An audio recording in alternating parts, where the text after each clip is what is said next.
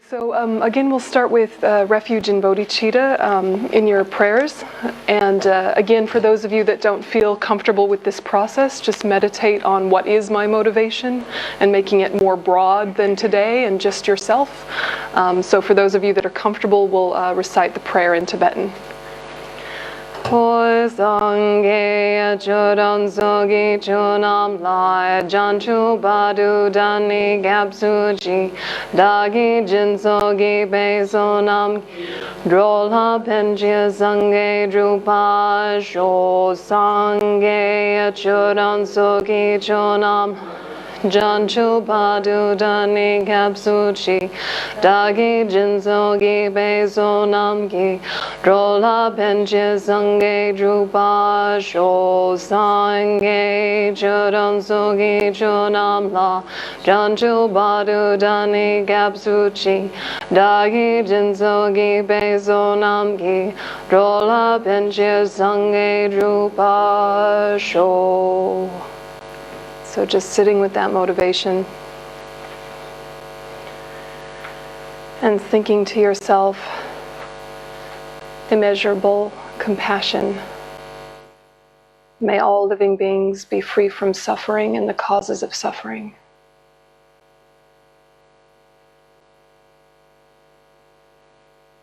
Immeasurable love. May all living beings have happiness and the causes of happiness.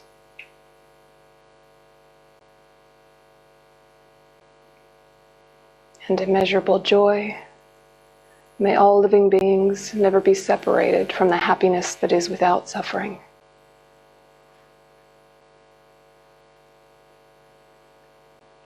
And immeasurable equanimity. May all sentient beings abide in equanimity, free from hatred, attachment, and indifference.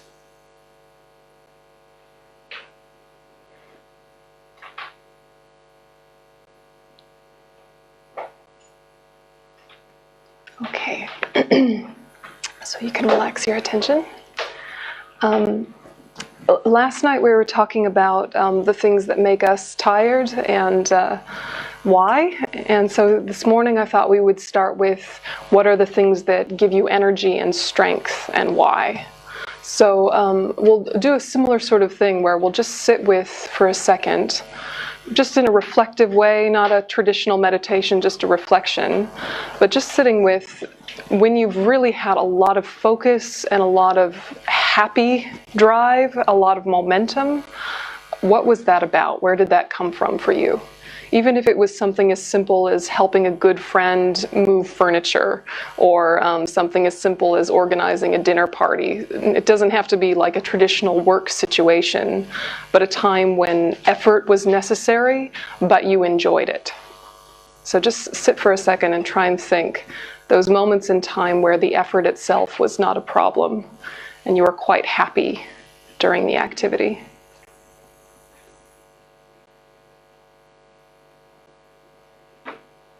What gives you strength?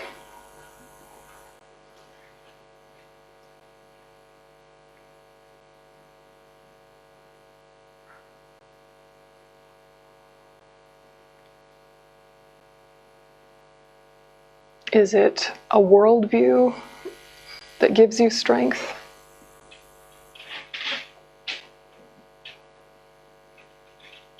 Is it a framework like this is for my family or this is for my friends?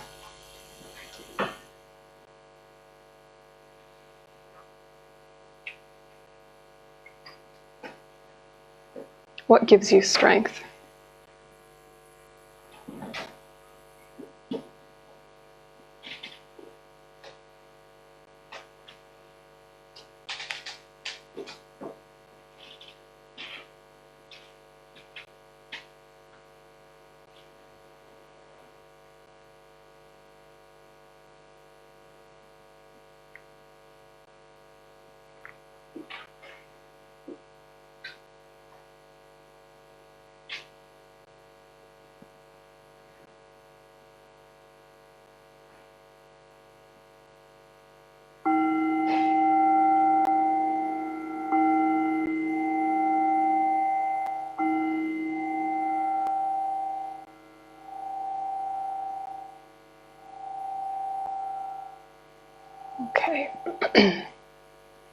So, what occurred to you?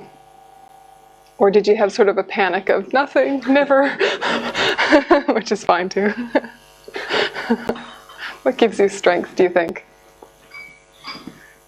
It doesn't have to be like a right answer, you know, just honest. Yeah. Because sometimes what gives us strength is something we know maybe isn't the most reliable thing, like a person. Right? It could be that we get strength from our best friend or from our partner or something like that. And that's completely understandable, reasonable, lovely. However, what if they're not there? Yeah. You know, so sometimes we get strength from another person. Yeah. So that's not wrong in and of itself. We're just seeing if there are other ways that are more self-empowered. Sometimes we get strength from a shared vision, right? If your workplace or your organization or whatever group you're a part of, everyone has the same ideal, you can kind of get strength from that. Do you think? Yeah. You can get strength from having oriented yourself with your motivation.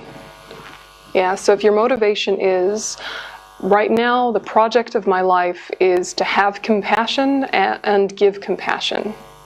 That's my project. So that can help kind of orient your life in such a way that it gives energy and gives some strength and fortitude. But the point we're trying to nail here is that the things that give you strength are really varied, and some of them are kind of reliable sources of strength and some of them are not reliable sources of strength. And we want to kind of peel back the layers and figure out what are the things we want to keep. And also, are there some brand new ways of looking at the world that maybe can give us huge momentum? So when you were thinking about what gives you strength, could you kind of name a few things? For me, it was when I do something that increases connection between myself and some friends. Yeah. Yep. You can see a benefit. It increases connection. Yeah. Yeah. What else? Yeah. Think of inspirational ideas, like how you could do something better or in a new way. Like yeah. Bring about something good. Yep. But I'm struggling if this is like a reliable source of strength, because I can also be caught up in ideas that are like sort of, you know, in themselves very sort of nourishing in a way. But it doesn't come to fruition. Yep. Just by thinking about them. Yeah, sometimes ideas give you a lot of strength, and cultivating ideas and, you know, coming up with ways to act on those ideas can give you so much energy. But sometimes that very energy is coming also from a place of like attachment and excitement, and then you'll sort of make some effort and then have a real letdown feeling. Yeah, so sometimes ideas can be really nourishing, and sometimes they can lead to a real sadness when it doesn't play out the way you hoped. And this can happen with like a spiritual path. This often happens with a spiritual path when we come to it with kind of a, for lack of a better word, a less mature or a child mind. And all of us have versions of this that come out, even if we're old and gray, where we meet a new idea, we're very intrigued by it, but then we start expecting more from it than from ourselves. And it's supposed to prove something, rather than us trying to experiment to see if it's true. We're kind of like children saying, feed me, feed me. And when we're not fed in the way that we hoped or expected, we say, oh, it didn't work. Yeah.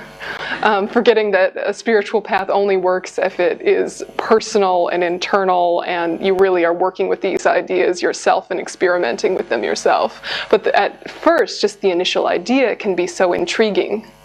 Yeah, and so if you don't approach it the right way, that can lead to a real burnout feeling. Yeah. Yeah, you had one? I was thinking events or things that are triggering my curiosity, like new places, new people, or some new area of knowledge. Curiosity. Yeah, curiosity. And I think that ties very much into this concept they talk about in Zen Buddhism a lot about the Zen mind is the beginner's mind. And there's a good version of having a mind like a child, which is that curiosity, and I wonder what this will be. I wonder how these people will be. I wonder what will happen next. That kind of openness can really give you some strength. Yeah. It's not reliable because it's about how you... Yeah, if there's an expectation at the end, I wonder if it will be fun. Yeah, or if you're not in an open-minded state. Yeah. You don't feel curious. Yeah, absolutely. Everything is boring, even. Yeah. I feel a different kind of strength that come from different things. So Yeah. helping a friend might be one, like just making the person happy or something. Yeah. But from a work perspective, I would get strength from succeeding or taking the next step. Yeah. And if I don't succeed, I fight even harder and get more strength from fighting. Yeah.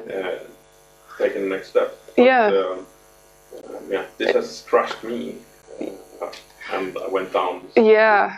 Kind of thing. So. How do you define success? Yeah, it's very.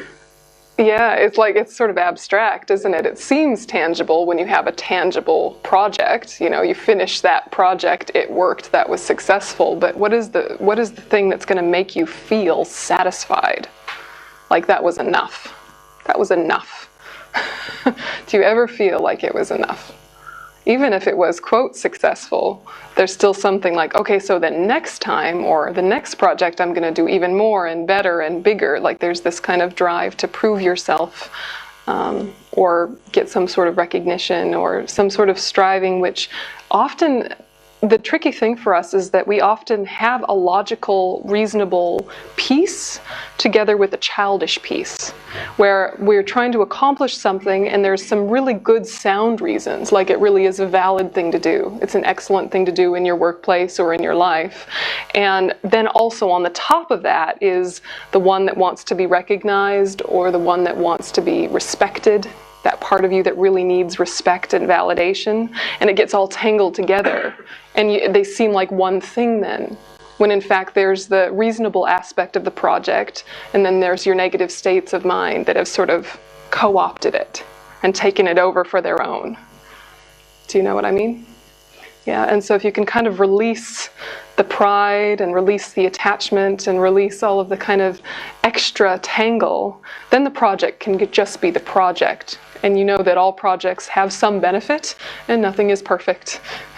And it's kind of easier to keep going because you don't have so much pressure on yourself. Do you know what I mean?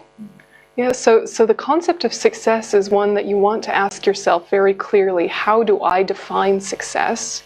And is that definition healthy? Do I have a healthy definition of success? Or is it my father's definition of success, who died, at 50 of a heart attack or something like that, right? Was his definition of success good? It led to a short life having stressed himself out. This is not true of my own father, but I think we all have someone in our life who is a workaholic and has almost pride about being a workaholic. They almost feel like it's a point of honor to be exhausted. And it's hard to kind of say, actually, that's not the way I want to live. That's not the way I want to live. And what's more, the things you accomplished, only some of them were for the greater good. A lot of them were unnecessary. That's embarrassing to think that a lot of the things you've accomplished in your life were completely unnecessary. A lot of work for nothing. Yeah. But it doesn't have to be embarrassing if you think about it with some objectivity. You can think about it from the perspective of, now actually I'm free. Now I'm free from needing to live in that way, now that I've identified some of these activities are not purposeful. So when we looked a little bit last night at motivation, and so I framed the two motivations. They're basically the same idea, but one is the much more traditionally Buddhist way of thinking about it, and the other is more secular. So the Buddhist motivation that kind of can give you a lot of strength and give you this long view is, may I become enlightened in order to benefit all sentient beings. The secular version of that is, may I develop my fullest potential. Yeah, my fullest potential, whatever that is, in order to be of benefit for myself, my community, the global community, and the environment. Yeah, so so that's a completely secular way of thinking, but it gives you the similar sort of broad worldview. And remember what we were talking about, where if you have a big motivation, you can do a lot of little things in the meantime and they don't wear you out. But if you have a small motivation, as soon as you finish that small task, you're done. So if your motivation is, I'm developing my fullest potential, then the momentum continues the whole life. But if your project was, I just want to get this next tier up in my corporation, I just want to get this one more level of status or this new position or this raise, you might work very hard until you get that position or that raise in income. And then there's going to be kind of a slightly let down feeling. There'll be happiness at first, like, yes, I did it. But very soon after will be, but why? What was the point? Kind of a let down feeling. So the bigger worldview means lots of the little stuff gets accomplished kind of incidentally or as a side effect. It's an interesting way to start looking at your life, that when you have a small task to do, you can bring a big motivation to it and you will have more life, more vitality. Yeah, if you have a small, tiny task and you just say, that is my whole life right now, it will become a lot more easy to be annoyed. Yeah. It will be a lot easier to feel distracted or to feel like people are pulling you this way or that way. If you're just on one task with a narrow vision, you can feel hassled a lot easier. All of these things that make you feel tired, right?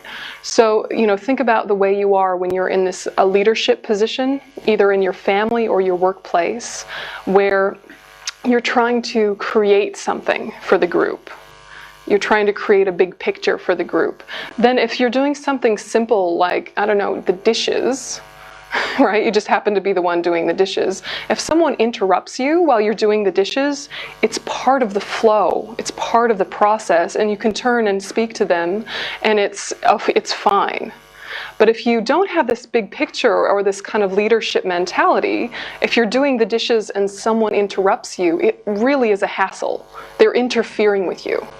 They're not being considerate, right? Because of how small your worldview is. In both cases, you were interrupted, but one, it annoyed you, and one, it didn't. One, it led to the greater good. One, it caused a disturbance between people. Same activity, same amount of physical effort, but difference is because of the worldview.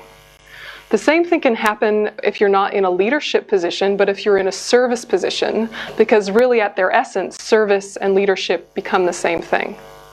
Yeah, because service from a perspective of strength is what we're talking about in the Bodhisattva path. It's not like slavery. It's not like, pile everything on me and make me a doormat.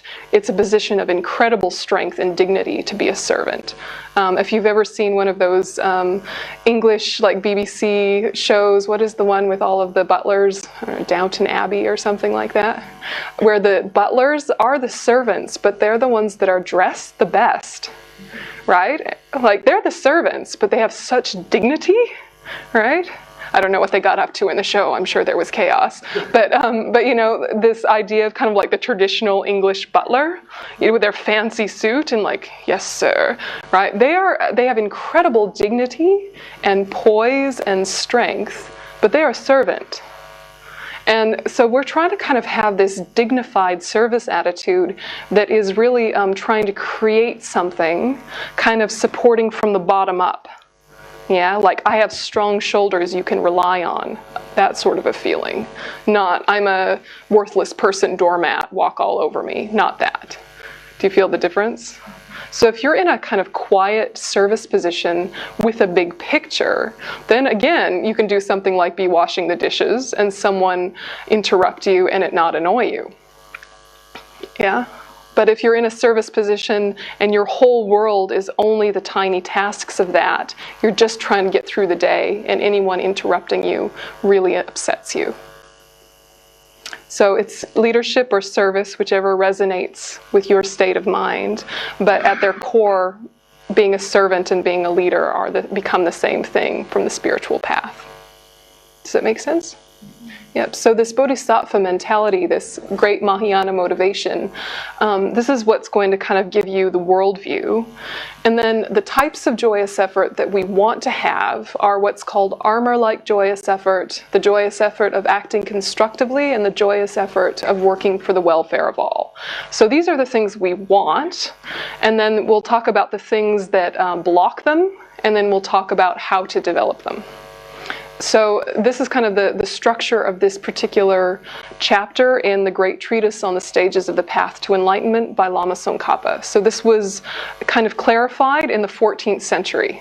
And it's actually very vividly relevant now, but to know that there is a valid source that can be traced back to Buddha Shakyamuni, it's helpful to know, especially for those of you that are students and who are Buddhist. So that's the source of this particular teaching, is Lama Tsongkhapa. If you have the text in English, it's volume 2, okay? So the joyous effort section.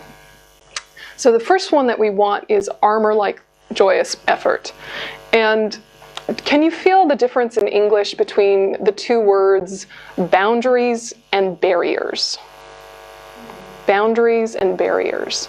What we want with people is healthy boundaries that are not barriers. Healthy boundaries means that you are aware of your energetic ability, how much you've got mentally and physically to offer. And those boundaries also help you understand that it's not someone else's fault if they've asked more of you than you're able to do, right? It's not their fault. They don't know how much energy you have. They don't know what you've done before you met them. But armor-like joyous perseverance means that you've really clearly assessed your abilities, not with a judgmental attitude, not with I'm so crap or I'm so amazing. It's just a really honest assessment of the way my life is paced so far. Here are the spaces I have to add something extra, and here's where I don't. And it doesn't have to be apologetic. Do you understand? Because sometimes that feeling like we should be doing more, even if we say no, we feel so guilty about saying no that we tire ourselves out, almost as if we had said yes. Do you know what I mean? So this armor-like joyous perseverance, this is a mental preparation where you're asking yourself, what do I rely on? So it's your worldview, but it's also something we would call refuge. So refuge from a Buddhist perspective means that you're relying on something worthy of relying on. What we normally take refuge in are things that are not reliable, like humans, right? They're not reliable, right? Sometimes they are, so they fool us, right? And then suddenly they're not. God, curses. But even the most reliable person in the world might die, might get sick, might get transferred to another workplace, yeah, might fall in love with someone of another country and move. Yeah, so people aren't reliable. Do you agree?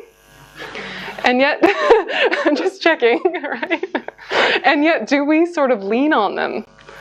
Yeah? I had a big day at work and I need you to help me recover. Listen to me vent about my day. Partner, spouse, best friend. It's your job, right? Didn't we decide at some point it's your job? I come home at the end of the day and spew the day's events and you tell me I did a good job and other people are horrible? Yeah. And then you run me a bubble bath. I don't know what you guys do. But, you know, it's interesting and it's not like it's not okay to want those things or to have those agreements in your relationships. It's just your reliance that we're questioning. Yeah. It should be like a bonus if the people you live with support you in that way. It should be like a really nice bonus. not something that you demand or expect. Because if you demand and expect it, as soon as you don't get it, you are angry. And that is the trouble with attachment, is that when an attachment doesn't get what it wants, it's angry, right on its heels. Yeah, anger is so close at the heels of attachment. And the problem is that attachment feels good. Attachment is pleasant. So before attachment is proved to be a liar, it's really, really nice. Yeah, but the problem is that you've objectified the other person. You've made them into an object to give you something. Yeah.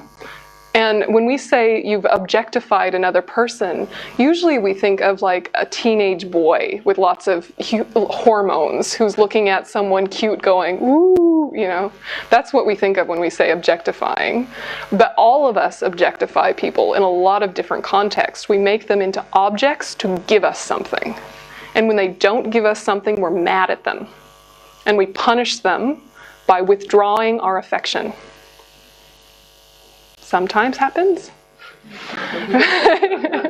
Right? Why are divorces horrible?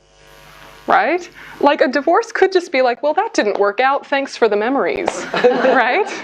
That's what it could be. If it was just love, yeah, you could say, well, we've gone in different ways in our path, and I really appreciate the sharing and the time and the children, and bygones, best of luck.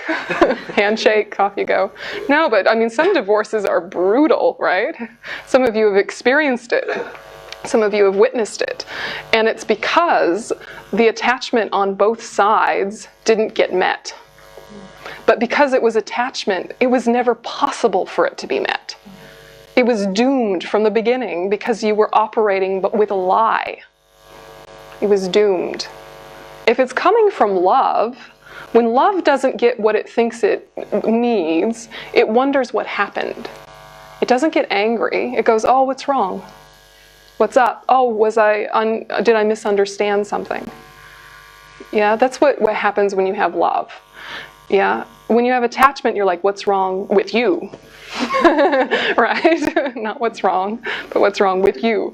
And so people are not reliable, so don't use them as a refuge object. Just enjoy them.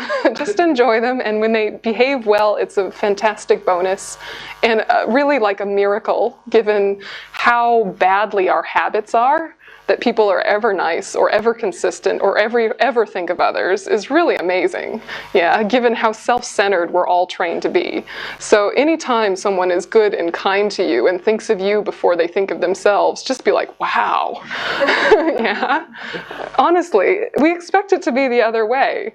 But, you know, during the day, how much are you thinking about other people? And not thinking, how do other people see me, but just thinking about their welfare, clear. Yeah.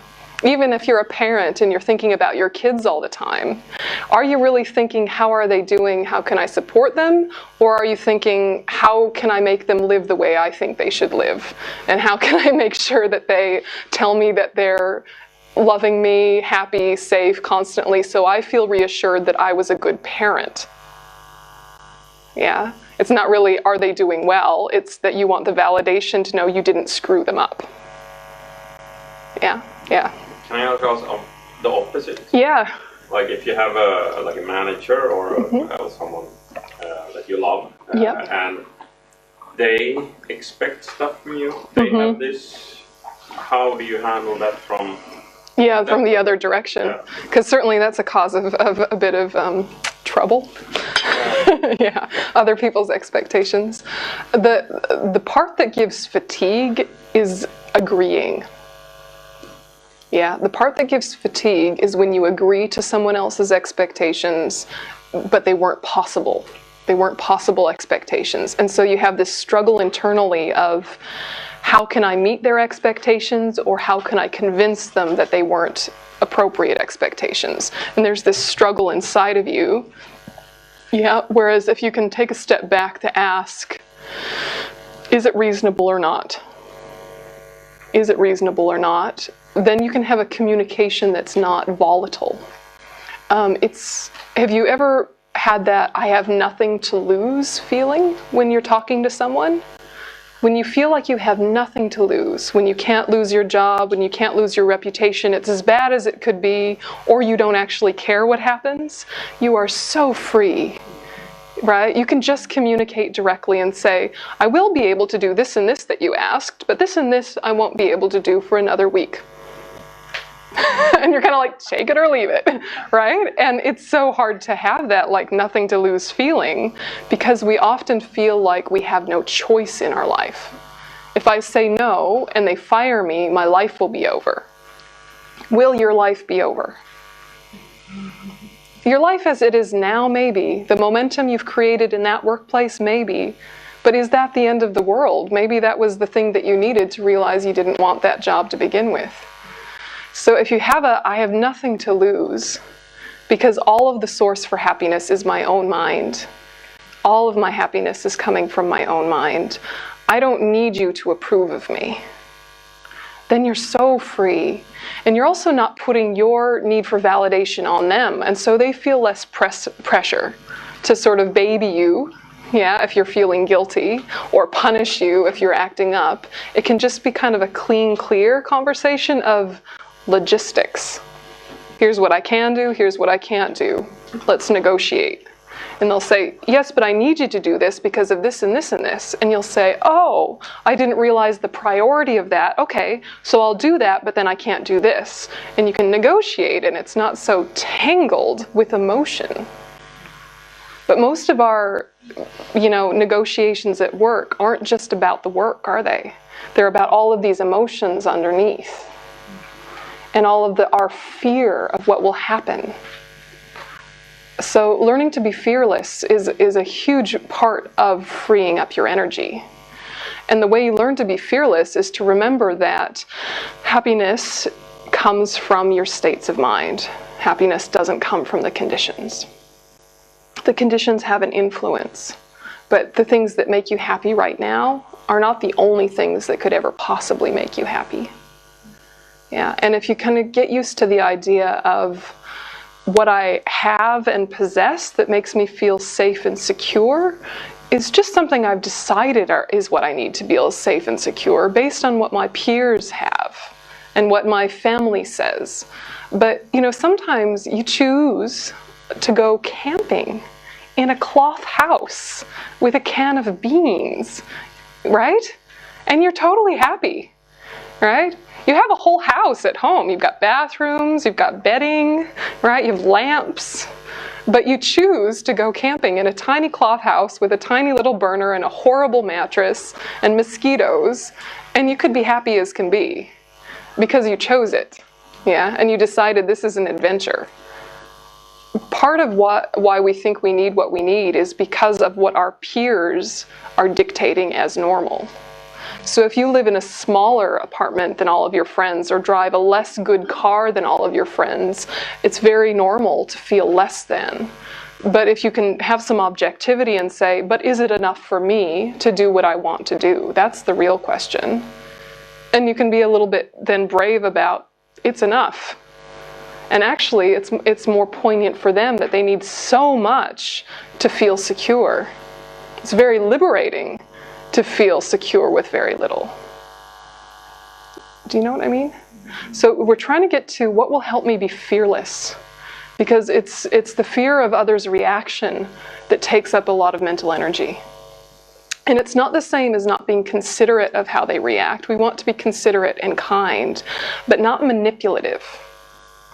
Because we don't realize, but we can be very manipulative trying to get people to approve of us. Yeah, and it sometimes can even be a little bit dishonest. Like, I'm going to look like I'm working right now, even though I finished my job early. And I'm actually kind of done for the day, but I have another hour at work, so I'm going to just play solitaire so it looks like I'm doing something, right? Sometimes this happens, stuff like this, because we're wondering how it looks.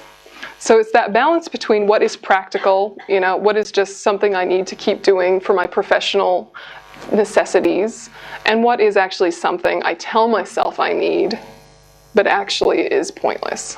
And only you know.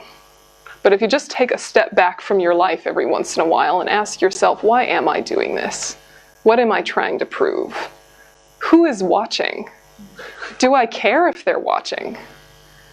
Yeah, just every once in a while ask those questions, because you could have a career for 10 years that you hate just because it seemed like a good idea at the time. This has happened, yes? Right? Right? And it could be that you were just going to do that job for a couple of years to, I don't know, save up some money so that you could go back to doing something else, but then it just got a momentum. Yeah, and we just kind of got in the flow of it, and the years go by and the years go by. So asking yourself, what am I doing? Why am I doing it? Is so important. And even if you have to keep doing exactly what you're doing, it's just not practical to stop it, because we have to be practical. You can start creating exit strategies while doing what you're doing. And sometimes the exit strategy makes you so happy, you can keep doing what you're doing and just be happier doing it. And you don't even wind up changing career or changing relationship. Just the exit strategy alone freed up your mind. Has this ever happened, right? If you're in one job looking for another job, kind of opens things up a bit. And then sometimes you wind up keeping the same job, but you're happier with it. Yeah. So armor-like joyous perseverance is very much about refuge. Yeah, it's what are you taking refuge in? Is it a concept? Is it a worldview? Is it what? And is it useful? So we would say like a valid source of refuge, if it were to be embodied by a person, like a teacher, it would be someone that is free from fear, completely fearless. It would be someone who is skilled in freeing others from fear, meaning that they teach tools for you to transform yourself. They don't promise to fix you. They promise to offer tools. It should be someone who is completely unbiased, that they should treat everyone with kindness and goodwill, and not base that compassion on those who are well-behaved, those who are badly behaved, those who help, those who harm. It's completely unbiased compassion, and it's not at all with a sense of like being some chosen people. I'm just going to help the chosen people, but these other people are just left alone. So we would say someone like the Buddha is that, but the Buddha is not the refuge for Buddhists. The Dharma is the real refuge for Buddhists. The person is not where we place our reliance. He was an amazing teacher who revealed truths. He didn't make them. He revealed them. He doesn't own them. He embodied them and showed us that we can do the same. This is the thing we have to understand about the Buddha, is that we're not looking to him like God. He's not God. He was a person that really lived, that had a mess of experiences, a mess of lifetimes. The folk story of him, that he was a prince, right? And when he saw aging, sickness, and death, it made him go, oh, even being a prince doesn't save me from that. Perhaps I should dig a little deeper. Right? And, and he left the palace life to go investigate the nature of reality and found it. That's cool. That's a cool story, but never mind. Right? Never mind the Buddha. It's the Dharma is the real refuge, which are the methods to transform your mind. And those methods aren't even the real refuge. It's how much you've integrated them. Your real refuge is how much you've trained yourself to think differently. That's the real refuge. That's what you can rely on in stressful times. And some of us in stressful times become very clear and very steady and very practical. And that's a good sign. And some of us in a crisis become panicked and freak out, which is also totally normal. But to know that these are skills that then become yours. It's not like the Buddha gave you anything. Yeah, it was just an interesting person who's describing interesting methods, and now they're your methods, they're no one else's, and that is what you can rely on. So how do you develop the power to not be angry when someone badly behaves? Because already you can. You just don't do it as often as you actually could if you grew it like a skill. But there are some times when people are badly behaved and you're fine. Yeah, some of your friends are probably really naughty. Yeah, some of your friends probably get up to all sorts of mischief, say all sorts of things, but because you love them, you're kind of like, do you think? Yeah, but then people you don't like doing the same thing, it really rattles you, really makes you upset. Yeah, so asking yourself why this? Why do I let this get to me as opposed to the same behavior in someone else? Is it necessary? Yeah. So the real refuge is your inner transformation. The Buddha or the teacher is like the doctor prescribing the medicine, but it only works if you take it. And the Sangha, the monks and nuns, or the spiritual community, or those who have seen reality, they're like nurses to support you on your path, to kind of collaborate with, to ask questions of, to be your friends on the journey, but they're also not the main refuge. So the fact that there is a teacher and there is a community is useful supports for us, but if you know that the point that Buddhism is trying to say is what will make you safe is if you train your mind. That's what will make you safe from fatigue, safe from anger, safe from attachment, is your mental transformation. These other two supports are just to get you there. What do you think about that? Do you have some thoughts? Or some arguments or things to clarify? Yeah. Problem with anger. I have the problem that I discover I'm angry, and sometimes I discover it immediately. Other times, the more difficult times, I discover it way late. Yeah. Do you get depressed first, or just sort of blank? Blank. Blank, yeah. I didn't notice I was so angry. Yep. And all of a sudden, it's like, hits me. Yeah, a week later, you yell at the poor cat. The cat's like, I'm sorry. One minute where I couldn't stand on this somehow. Well, I think some of what you're describing is what emotions are allowable in your society and what emotions are less allowable. And in many cultures, women are not allowed to be angry, right? If we're angry, then we're seen as, I don't know, scary feminists or something, or I don't know, something, you know, man haters or lesbians or something like that. So if you're angry, you better not be angry because you're going to be branded. Yeah, a witch. I don't know. But women are not allowed to be angry. We're allowed to be depressed, right? We're allowed to be depressed. We're allowed to be passive-aggressive, which is horrible. Sorry, guys, it's horrible. I'm so sorry. Yeah, men can be aggressive-aggressive. Women can be passive-aggressive. Yeah, that's what's allowed. Yeah, and so the thing is that everyone has all of the emotions. The whole spectrum of gender has all of the emotions. It's very much about habit and conditioning. But what society says is allowed in terms of response is what you're kind of best at catching. Yeah, so probably, I'm guessing, men know when they're angry, because anger is kind of a little bit more okay for men. No one likes anger, no one wants people around them to be angry, but just in terms of responses that are seen as normal or acceptable. Yeah? What do you think? Yeah. I think I often get angry when I'm actually sad. So, and I think also that sometimes we don't feel the real feeling in the situation because it's too much to deal with. Yeah. And we don't know how to get out of the situation, and then we just suppress the emotion. Yeah, And absolutely. sometimes maybe the feeling of being sad is stronger for me, so it's easier to be angry because then I can just react. Get it out. Yeah, we're so individual, but yeah, sad and mad are actually very close to the same thing. It's, I didn't get what I wanted. I didn't get what I wanted. Yeah, Whether what you wanted was okay or not, valid or not, it was, I didn't get what I wanted. So I'm sad or I'm mad. It's either their fault or it's my fault. Yeah, or it's the fault of society in general, and one more proof why the world is going to hell, or however you sort of go naturally when things don't go the way you want.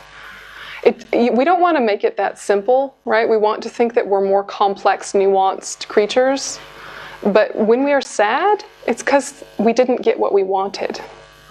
When we're mad, it's because we didn't get what we wanted. At its very root. It could be that what we wanted was perfectly valid and something we deserve. It could be that what we wanted was completely nonsense and had no possibility. But the response can be the same, whether it's sort of, quote, valid or invalid.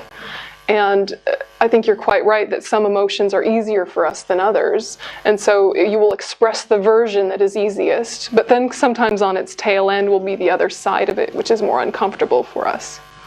Yeah.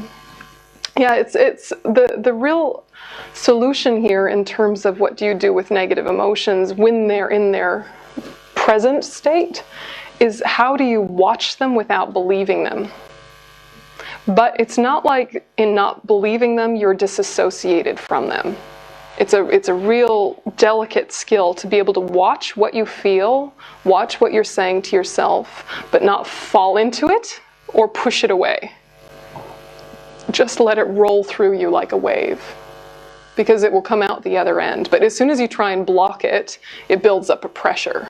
Yeah, and it will take longer to move through and resolve. So if you can kind of hold your seat like a wave crashing over you while you're sitting still, normally we're trying to hold back the wave. But if it just crashes over, it finishes. It's related to that, like, so is it like that if you are sad and then you react on it with anger? So this the picture of the wave, like, so the anger, but then it's almost like you shut the door on the wave and then you run away from the wave. So it's like trickier because it's not like this direct relationship. But it's more like you or dig a hole and put hide under the wave. Yeah, kind of. Yeah, exactly. If you just sit still and let it crash, it'll move on. That's the thing, but you have to prove that to yourself with things that are less scary first, because in the heat of anger or in the depth of despair, you're not going to want to be objective and watch shit move on. You're going to think, this is my life now. Yeah. It's like, sorry. Yeah, sure. It's like you can also add other emotion on top of the emotion. Yeah, absolutely. Or is it like... They can have a whole party. You can have an emotion party, yeah? And because partially we're trying to find reasons why we feel what we feel. Yeah, and when we're trying to find reasons for what we feel, we're looking all over the place for external reasons and proofs. And if you look hard enough, you will find something that makes sense. But that's kind of like not even the point. Yeah, because many things coming together is why you feel what you feel. The question really is it useful or not? Assume it's justified in one sense, assume it makes sense, assume you're not a bad person or a weird person, your response is normal and natural. However, is it useful? Yeah, sometimes we're so embarrassed about what we feel, we can't even ask if it's useful or not. We have to find an external reason because we're so embarrassed to have it. It's like only right that I'm angry because see what they did, see what they said, see what they were doing to me. Look. Yeah, it's like, well, all of that can be true, but is it useful? It will just flare up your anger. You're giving it more fuel. You can name those things, but the problem is that anger is very analytical. Anger is brilliant at giving you reasons to justify itself. So if you're a little bit angry about one thing, and you think about it and think about it, you will probably wind up being angry about 3 or 4 things by the end. Yeah? Because it kind of wants to justify itself. Yeah? And then also that we have to remember that part of us likes drama. Yeah? Part of us kind of likes drama, even if it's uncomfortable drama. Part of us, you know, we have kind of pretty easy lives sometimes in some ways. And, you know, it's like, oh, I'm having an issue with someone at work. Yep, that's what's happening, you know. Yeah. I mean, you know, what if a friend from overseas calls you and says, how are things going? And you're like, pretty good. That's it. What if you have nothing else to say besides, yeah, pretty good? And they're like, no, really, what's going on? You almost are hunting for a drama, right? Like, oh, well, okay, so this one guy, right? You know, but actually, are things as dramatic as we make them? And does part of us want to make them dramatic? The tendency comes and goes and is built on all sorts of different things. You know, traditional psychotherapy can be very useful, but if you've sort of gotten a basic handle on your emotions, now you can kind of go to masterclass Buddhist relationship with emotions, which is to say, anger as an entity is destructive. It's destructive, I don't want it. So I'm going to look at the disadvantages of anger, when I'm not angry. I'm going to look at why it's not justified and why it's built on false logic when I'm not angry, so that I get more and more habituated to why it is not something I want in my life. And then the next time I'm triggered in anger, I'm going to say, I don't believe you, but you're here. So let's just try and stay out of trouble until you pass. Yeah? Let's try and stay out of trouble until you pass, because if I don't stay out of trouble, you will stay here longer within me. Yeah, it's a little bit like if you were with a drunk friend. Yeah, you know you don't argue with a drunk friend, right? You just take their keys. Yeah, that's what you do, and you wait for them to sober up. Yeah, and they might say or do crazy things when they're drunk, but you still love them. You know that this is not really them. This is just the drunk person. Yeah, so you don't argue with yourself when you're angry, because when you're angry, you are not reasonable. You argue with yourself before you're angry and after you've settled down. When you're actually angry, you have to take your own keys, meaning you have to not do anything. Don't say anything. If you're writing an email when you're angry, save to draft. Save to draft, right? This is the thing. Yeah, because we probably have this experience of once you settle down, you go, oh, I wish I hadn't said that. I would have said it differently. Maybe it still needed to be said, but I would have said it differently if I wasn't angry. Yeah. Anger is not reasonable, it's destructive, but it's totally normal that it comes up. So we're working on these projects of undermining the false logic of negative states of mind when you're relatively calm, so that they have less energy when they arise. And, you know, actually, if you preempt them with a positive state of mind like compassion, they're less likely to arise at all. But if they do arise, you have better coping mechanisms. Yeah, take your own car keys. You're drunk. You're not allowed to do anything. You're angry. Yeah, same with attachment. Yes, have you ever been buying something online that you needed to buy, a justifiable purchase, and then perhaps at the bottom of the screen were suggestions for you based on previous purchases. And then there's a series of things there saying, maybe you'd like this, maybe you'd like that. And you say to yourself, those are good suggestions. Click, click, click, click, click, click, click, click, click, click, click. Right? You're drunk. Yeah, you became drunk with attachment. When you're not drunk with attachment, you can say, there's my purchase and I'm done and I'm moving on with my day. Yeah, but when you have gotten triggered into attachment, it's like your need starts to take over your whole mind. Yeah, and you wind up getting all sorts of things that make perfect sense in the moment, but then if they are shipped to you a week later, you're like, I didn't really need that. Yeah, this is what happens. Same like if you go to the grocery store hungry, as opposed to going to the grocery store when you're not hungry. Yeah, when you're hungry, you buy all sorts of things that you wind up regretting. Yeah, if you're not hungry, you buy what you need. Maybe, right? So what we're trying to say to ourselves is a negative state of mind tires us out, but it's also not based in reality. It's based in exaggeration. But when it's present, it will feel like reality. So don't argue with it when it's present. Just try not to do or say anything until it passes. Just watch it like weather. Yeah, there's a thunderstorm outside, don't go outside. There's a thunderstorm inside, don't talk to anyone. Or if you do, say as little as you can, knowing you're not coming from your clear space. Yeah. I have a question. If you have other negative feelings like anxiety, for example, are those also not real? Like if you feel a lot of anxiety and just, thinking that you would say to just sit with it and observe it, and then it will pass. Yeah. So is it also like not a real feeling in a way? Well, it depends how you define real. It is real for you in that moment. It is real. And you don't want to be unkind to yourself and say, no, no, no, it's just an illusion. No, no, no. It is real for you when it's there. But what we're talking about is like space to look at it rather than just sort of being mixed with it with no space. Yeah, it's like when you have a physical pain, but you are enjoying a different activity. You know, so say you're going for a walk in the woods and it's beautiful, and there's a little tiny rock in your shoe. And you notice it, and it hurts a little bit, but it's just tiny. It's not really that big a deal. So after a few more steps, you stop noticing it so much. And maybe you stop and empty out your shoe, and there's a little twinge in your foot that remains for a few minutes. But it's not your whole reality. If you're a little child, sometimes you think that is your whole reality, and you become really distressed. Oh my gosh, a rock in my shoe. Oh no, you know, and they'll cry, and it's a whole drama.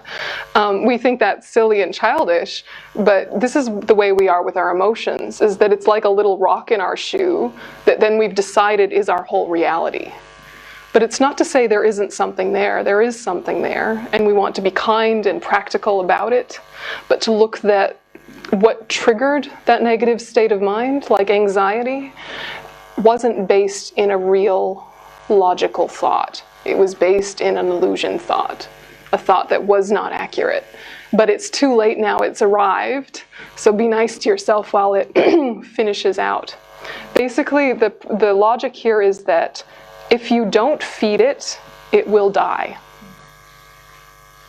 All negative states of mind, if you don't feed it, it will die. The reason that our negative states of mind can stay for days and months and years and, you know, come in these waves but just be sort of ready to pop up at any moment, like anxiety or like anger, is that we never really stop feeding them, so they have no chance to die a natural death. Yeah. Isn't it like a form of attachment maybe? Yeah. Yeah, definitely. It's all based in exaggeration, but with all of this discussion of emotions, know that, you know, you having them is not you bad. You having these states of mind doesn't mean that you're bad. It doesn't mean that you're stupid. It doesn't mean there's anything wrong with you. It means you, like everyone else, have a fundamental ignorance about reality, and all of your responses have been based on that, and now they're habits. They all made sense at the time, given this innate ignorance we all have. So now we're just gently unpacking these habits. Gently, with a sense of humor, with a sense of connection to all humans, you know, with a sense that you are not alone in feeling this, but still at the same time saying, this isn't a functional way to live. I want to start changing. Yeah. I have a thing that it's like setting boundaries, compassion, anger, that sometimes are really entangled because I've suppressed anger all my life. So sometimes for me, how it play out, like also with the drunk or this thing with like when Buddha met the drunk elephant and do this. Yeah. And this for me to say like if someone comes and you put up your hand and say like no fear. Yeah. That is a bit like aggression to me. Yeah. And then it gets so confused in me. Yeah. Like how to kind of, this kind of force of compassion. And I don't know if my question is clear. Like so for me that are so afraid of anger, I'm also afraid of being there, stand up for my compassion. You don't want to have aggression in you. Yeah. So that's kind of, it's really like, even though I can understand my emotions are like so mixed up. It makes sense. Yeah, it makes sense. What we're trying to figure out is what the difference is between strength and aggression. They're not the same thing. What is strength? You know, I think that you would be able to touch strong compassion if you were thinking about looking after an animal or a child that had hurt themselves. And say the child or the animal just had like a cut that was a little bit bad, but not so dangerous they needed to go to the hospital. And so you had to look after this child or this animal, and they were really like wanting to bite you. Yeah, because they're hurting, right? They're hurting and they're wanting to bite you, and they're, you know, making lots of sounds, and maybe they're pooing and it's smelly and it's really dramatic, right? But because you're big and they are little, because you have a more adult consciousness and they have a child or an animal consciousness, you have a framework for their bad behavior, and you're not taking it personally that they peed all over you. Yeah, you know, they've just been cut really badly, they're scared. And when they bite you, you're not taking it personally, you're just holding them with some strength so they can't bite you again. Yeah, you're not saying, I'm just going to be passive and let you bite me and let you pee all over me. You know, this is a dangerous creature because it's hurting. So you will be strong with it, but not aggressive. You know that kind of strong carefulness that you would have in that sense? That's what you do with yourself. You're being very strong but nurturing strength, like you would be for a little child or a little animal. Yeah? Knowing that it still can cause a lot of damage, it still can do a lot of hurt, but it's not because it's bad, it's because it's suffering. Yeah, so you're holding it with strength until it settles down. And then you put a Band-Aid on it. Yeah, and then you pet it and say, it's going to be okay, honey. Right? Yeah, but at first you might just have to hold it with some strength. Does that make sense? Yeah. Okay, so we'll have a little break for tea and come back at 11:30. Okay.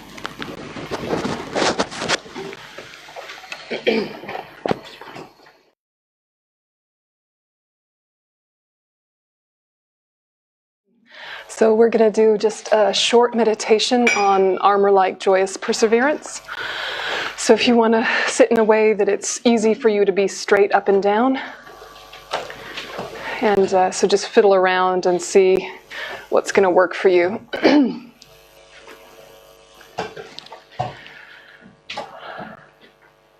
And before we start analysis, we'll do a little bit of single-pointed concentration just on the breath in order for the surface distractions to settle down.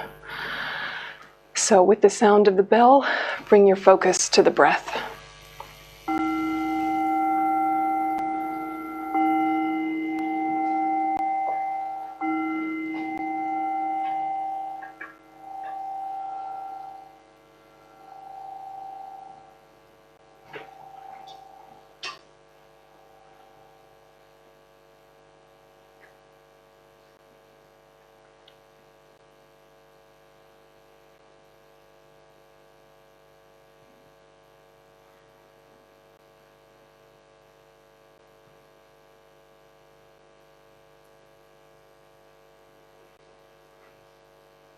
And imagine that as you watch the breath, all of the thoughts that came before have time and space to process and digest and find somewhere to live in your mind. And consciously not adding anything extra. Just let things digest in the background, keeping your main attention on the flow of the breath.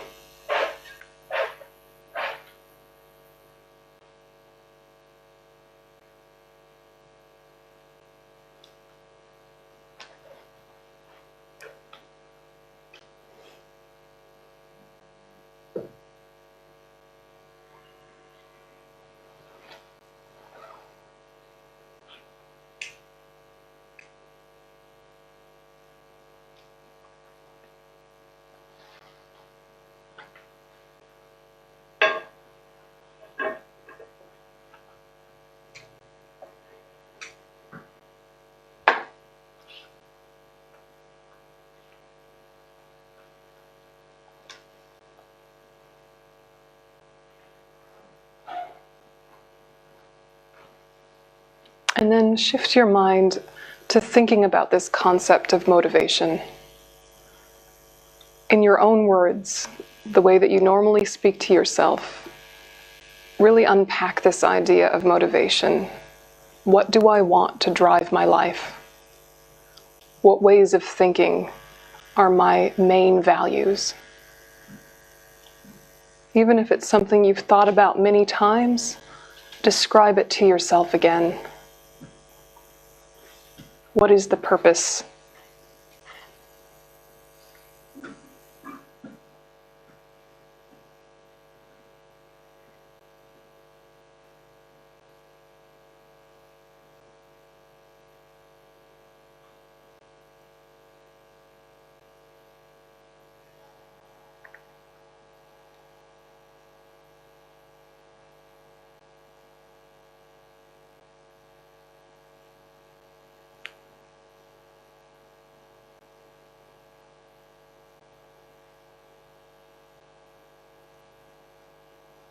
What ways of thinking about life give me strength?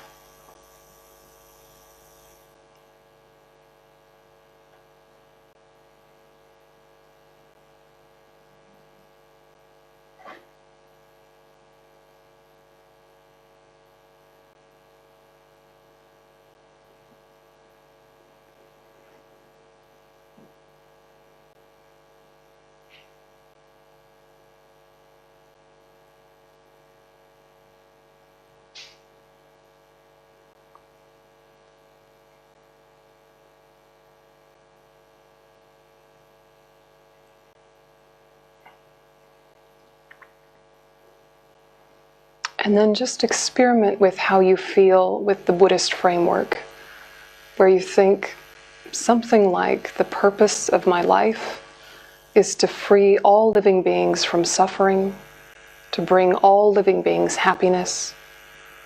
In order to do that, I must understand the causes of happiness and suffering.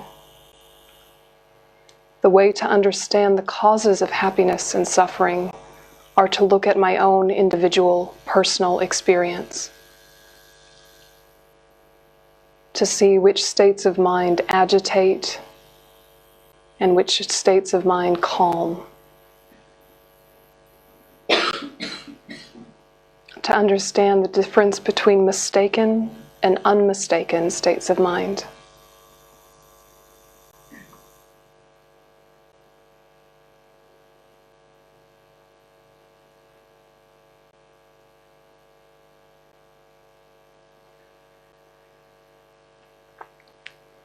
And so if this is my framework, then whatever happens in my life, whether it's wanted or unwanted, happiness or suffering, it's useful.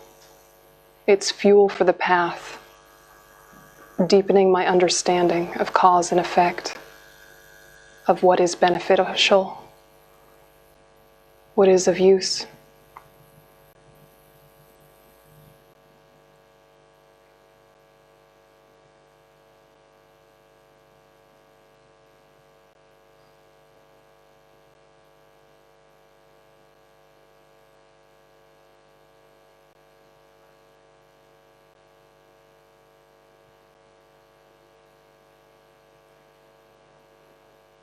And so right now, in our life as it is, there are things about our body that we normally class as disagreeable. Maybe we have a health issue, maybe we don't like our age, maybe we don't like our appearance. What's a way of framing the ways you dislike your body as actually useful for understanding the human condition?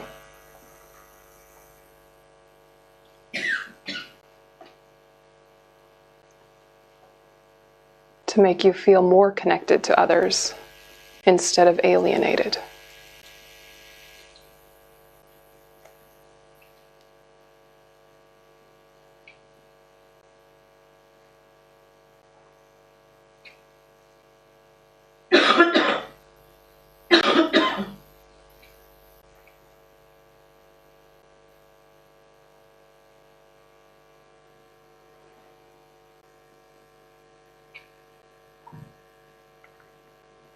Take, for example, if you don't like your age, and that sometimes that causes you some distress. Taking a step back from it, you can think, there is always a reason to think you are either too young or too old to be given respect or be taken seriously. From someone's perspective, you're always going to be too old or too young. So the concept of what the perfect age would be is never going to land. If this is true generally in life, maybe I can stop struggling. Maybe I can just be as I am and enjoy the age I am, and have respect for those both younger and older than me.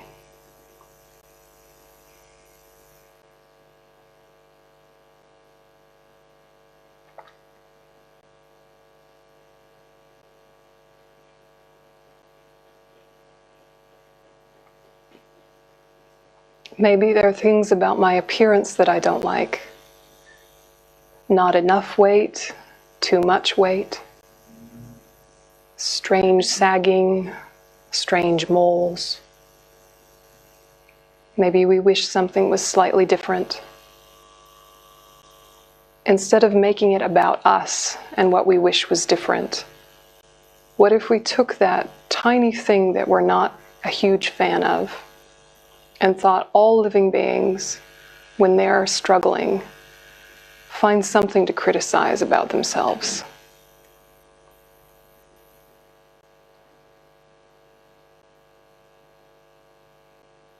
I'm not alone.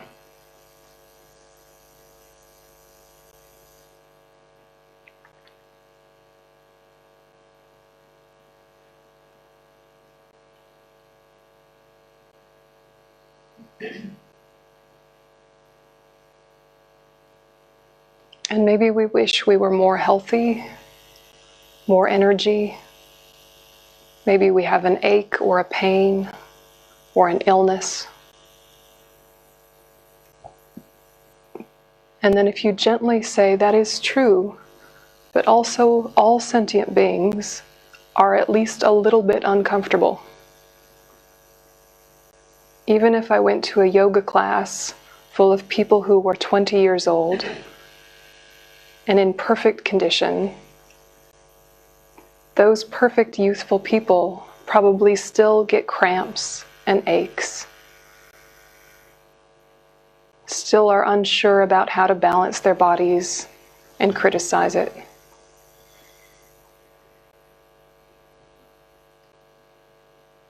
I'm not alone.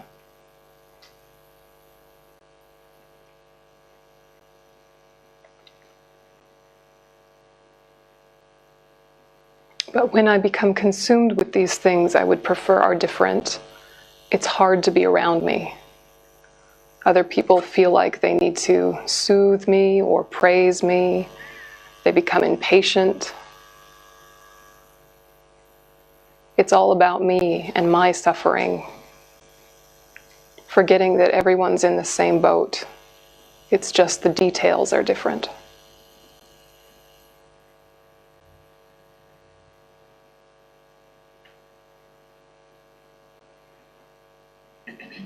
And the same is true of my physical situation, my housing, my transportation, my work, the things I do during the day.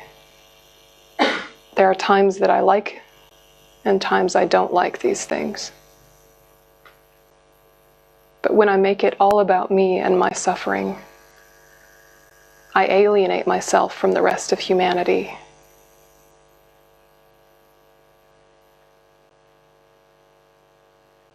And when I remember the way everyone finds a reason to ruin their own peace, then some empathy and even compassion can be triggered.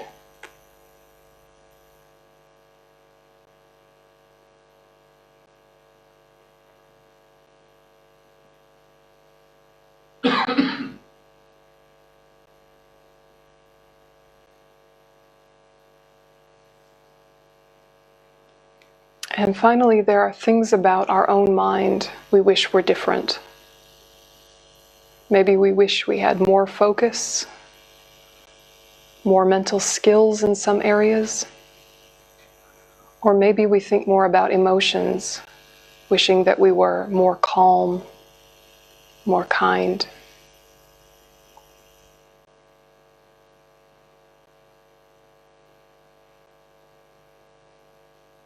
Or maybe we never consider what we'd prefer was different in our mind.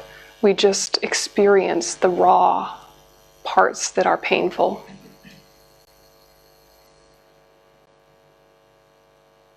And so being brave to check in with those things.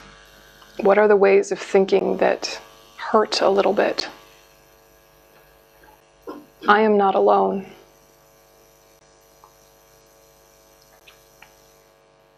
This is part of the human experience.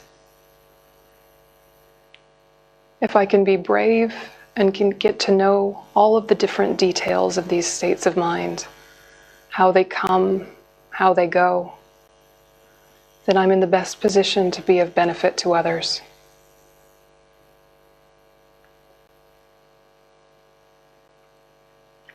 If I push them away or try to justify them, then I become locked in a pattern,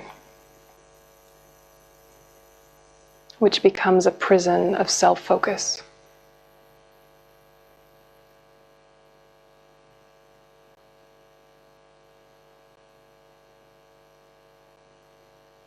And so just imagine armoring yourself with the idea that whatever happens, happiness or suffering, what you want or what you don't want, there's a way to make it useful on the path to transformation. There's a way to make it fuel for developing yourself. And just see if you can explain that idea to yourself in your own words so that it sinks in. How do I armor myself in this joyful way with compassion?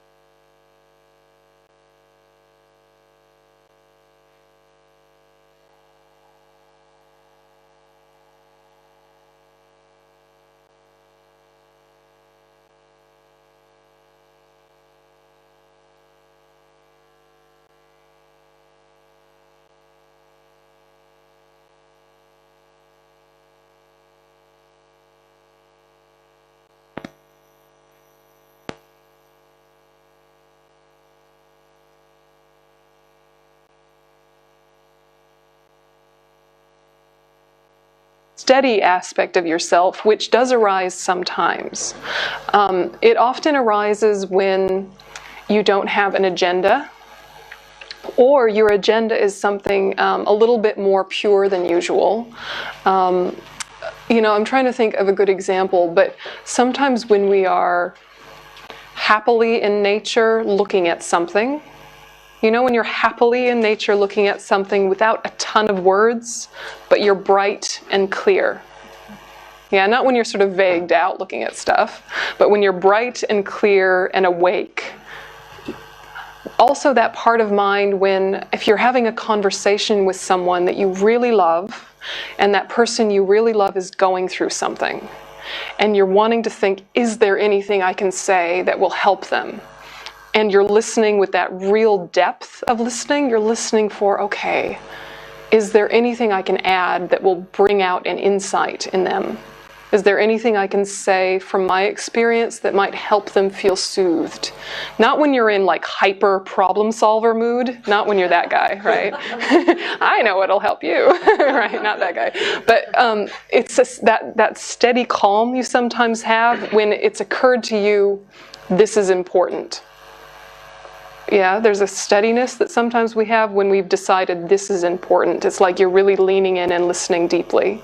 And you might not say very much because you're really listening. Okay, if I say that, that's going to really trigger some tears. Or if I say that, that's actually just about me. That has nothing to do with them. Okay. And you're really listening. That state of mind. So your inner teacher is the one that is not agitated. Yeah, your rational side that's not agitated. So the outer guru can only help as much as your inner guru is listening. And your inner guru has like a place of resonance. You know, when you're at a class, any kind of class, whether it's a Buddhist class or some other ideas, when you have the feeling of, yes, that's true. They've said something, but you're thinking, yes, that's true. It's yours. It's your wisdom. They were just the catalyst to trigger it. And it's almost as if you already knew it, you just hadn't put it into words yet. You know that part of your mind? Yeah? And they're the sort of truths that then you can't unlearn. They're just really, yep, that is the way life is. And you're holding that now with some steadiness. So guidance is really important, but it's not the sort of guidance where you're just giving yourself over and saying, tell me what to do. It's the sort of guidance that's collaborative. Yeah, where you're really listening for the sort of wisdom that resonates with your wisdom. Yeah? And it's a wisdom party. Yeah, there's a back and forth wisdom thing. So, yeah, with these kind of things, you know, if you're looking at the mistake in your thinking, to stay objective is tricky because sometimes when you think about what's difficult in your life, you fall into it. Yeah, and you become depressed. And you think, oh yeah, and I hadn't even remembered that. Yeah, that is terrible. Oh gosh, yeah. Or I really should get that thing checked. That ankle has been bothering me for weeks now. I should go to the doctor. You know, you start thinking about what's difficult in your life. Sometimes you feel worse. You want to try and have that objectivity that can look more like a scientist and say, wow, a lot of my day is taken up by these concerns. And I could feel humiliated or embarrassed to see that, or I could see that as, no wonder I'm so tired. And also, if I do that, I'm not a dramatically different creature than other beings. Everyone else is doing some version of this. That's why they're tired. So as soon as you're seeing your own obstacles, you're immediately relating it to how are others similar. Looks different on the surface, but how are they similar? Do you know what I mean by like when I use the example of age? Yeah, everyone's got something about their age or has in the past where they feel like they're too young or too old. Yeah, too young to be taken seriously, too old to be taken seriously. What is the right age, right? And there never is the right age. But the tension that can arise when you feel like you need to prove something because people are judging you because of how old you are.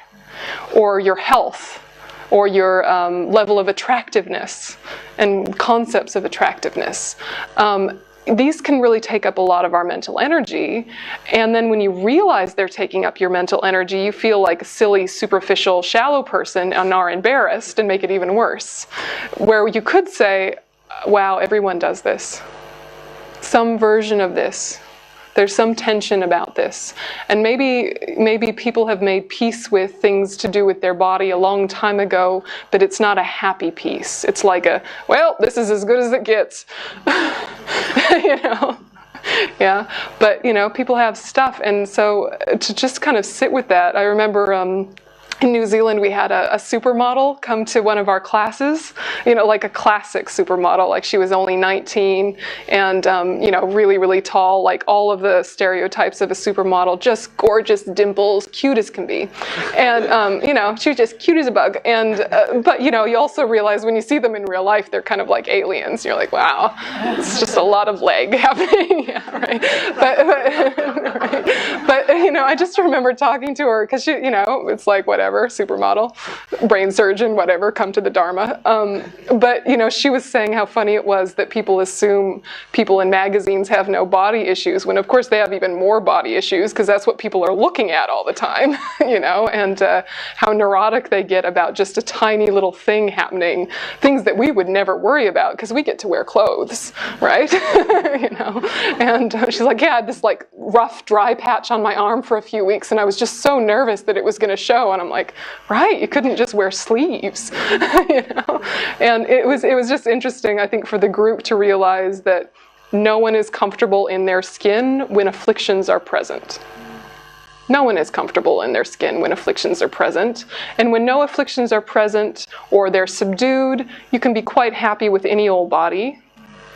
And if we're honest, who we think are attractive usually are people we love. And it has very little to do with what they actually look like. We might have cared what they looked like for the first 10 seconds, but then it was like, who are you? Are we connected or not? You know, if you make a new friend and their face was just kind of a face, right? But then after a few weeks of knowing them and appreciating them, their face becomes dear to you. It becomes beautiful to you because you care about them, right? So, you know, we're unpacking the mistakes in our thinking, not to feel even worse about ourselves, but to realize the human condition. And also to relax a little bit, that actually this tension we give ourselves is not helpful or necessary, and not based in reality. And that the same is true of our housing, of our work, of our mental state, of our emotional state, that people, when they're in an afflicted state of mind, will find a way to ruin their peace and call it or blame it on things that are external or things that are not primary to them.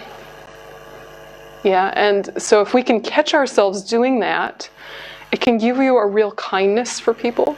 Because you see them doing it, it's like you're seeing mirrors everywhere. Rather than what is wrong with people, you're going, oh yeah, I do that one, I know that one. People's bad behavior almost triggers compassion. Yeah, it really can, because you start to see them as yourself. Yeah, somebody's being proud and showing off, and you go, oh, yeah, I know that place when I get really insecure and I want to prove myself. Or you hear someone be really mopey about their health and say, oh, this hurts, that hurts, this hurts, that hurts. And normally you would think, gosh, that's so boring, shut up. But now you're like, oh, I know that state of mind that gets really obsessed with health. You know, your friend that's always on a new diet or a new like exercise strategy, you know, you have that friend, right? And, you know, it could be really obnoxious until you realize they're trying to get happy. They're trying to find happiness with these strategies. And so who am I when I get kind of obsessed with fiddling with my external environment to make that happen? You know, and then you go, oh, yep, I know that place. Softens things. So armored like joyous perseverance is really this mental preparation of what is the point of my life? It is to relieve suffering in myself and others. What is the point of my life? It's to bring happiness in myself and others. And so far, I sometimes do and sometimes don't, because I don't really understand the causes for happiness and the causes for suffering. That's why I'm ineffective in my strategies. Yeah? And I'm not to be blamed because no one taught me. Right? So now we're learning, just gently learning, and life gets better, and we're a better friend, a better family member, a better person in society, but that's not even the point. The point is this deep, deep development. Do you understand? Do you have some interesting resistance coming up? Like, I like that idea, but I'm uncomfortable with it, or that sounds too easy, or something like that coming up?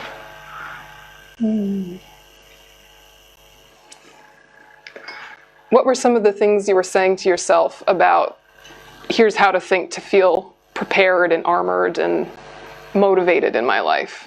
The purpose of my life is? Yeah.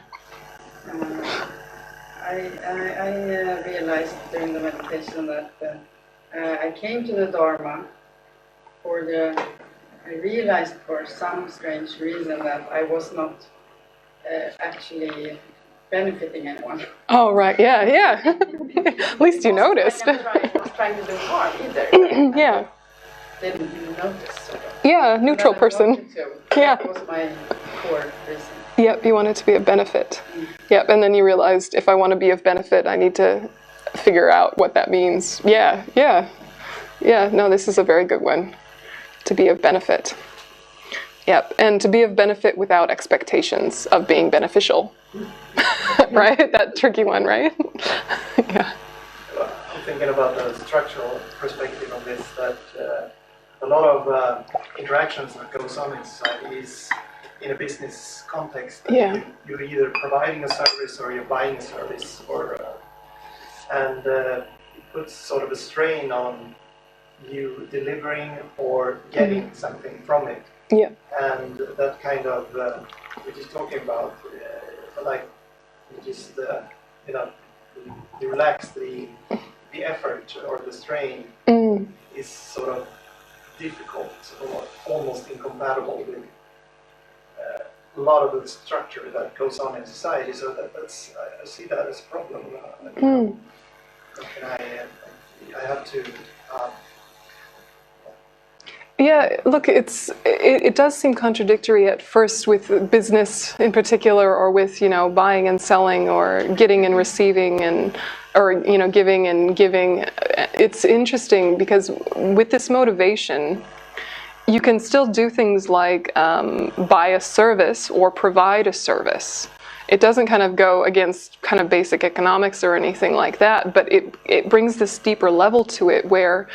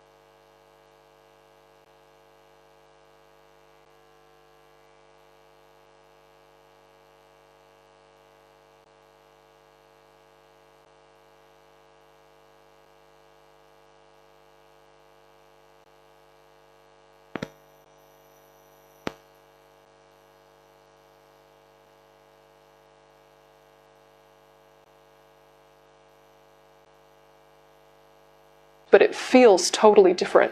It can become a spiritual path. Yeah. It can be that now you're going to the grocery store, and normally you see the, young kid or lower income person who is checking out the food, and you don't even look at them because they're the person checking out the food, and the point of being there is to get the food. But if you're working on the spiritual path, you see there's a human being there. And if you have a nice connection with this human being there, checking out your food, every time you come to the grocery store, they have a better experience and you have a better experience. And the food is kind of incidental, but you needed it anyway. But it was much more about the greater good than just trying to get a job done. And a lot of our life is a to-do list, like tick list. And that's exhausting, right? And we almost feel like, I don't have time to smile at the checkout person. I don't have time, right? It's because you don't have mental space, yeah? You have plenty of time, right? How long does it take? Yeah. right? But we don't have the mental space because we're too obsessed with our own personal needs. And it seems logical to be obsessed with your personal needs, because who else will be obsessed about them if not you? But as soon as you're thinking about the big picture, actually things go a lot smoother. I notice this if I'm in a crowd. Have you ever been in a crowd and keep bumping into people? Like it's just a little bit, you're a little off center and you keep having to make sudden adjustments not to bump into people, and you just feel like everyone is in your way and no one is considerate. And then there are some days when you're in a big crowd where you have this kind of fluid feeling, like in a flow, like a school of fish. Yeah, and you're just kind of moving around people, but there's kind of a oneness feeling. Do you have these two experiences in your life sometimes? Right? It's not like there's a dramatically different situation happening with the crowd, right? Who is the difference? It's you. And so when you're coming at it of me needing to get things done, me needing to get from point A to point B, you will experience nothing but obstacles and interference. And when you're thinking about us, then you're in the flow of life. It's interesting to experiment with this, but we have versions of both sides of ourselves. Now it's just more consciously clicking into the more healthy version and expanding that. Yeah. Sometimes I find in society and organizations that there's a rigid aspect of that I think is connected to this flow that kind of kills the flow for me. Yeah. It also kills the curiosity that, like, I can have a nice idea, I want to do this and that, and then I start to kind of picture how I would do it, and then suddenly it's not fun anymore because it became too rigid. And also, like at workplace, it's all these meetings, we just say things and they're too useful. Yeah. How many tasks do we do just for the case of doing them? Meetings are boring sometimes. But I'm thinking, when I think about motivation, I think about being in this flow and how nice everything works out.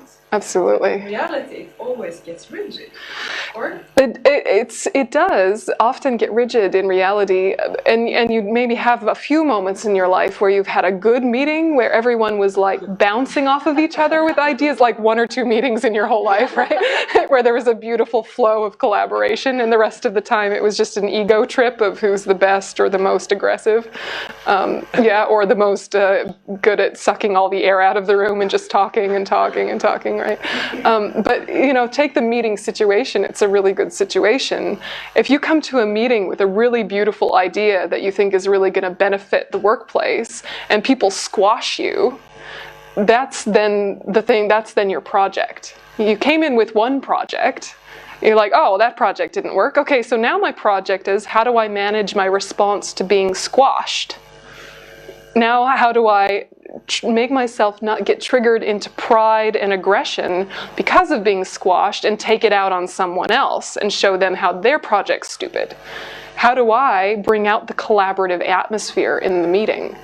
So you kind of let go of your agenda for a minute and start looking at the group dynamics and go, that guy there is really stressed and overtired. He's going to do that thing he always does where he goes, can we please stay on topic? Right?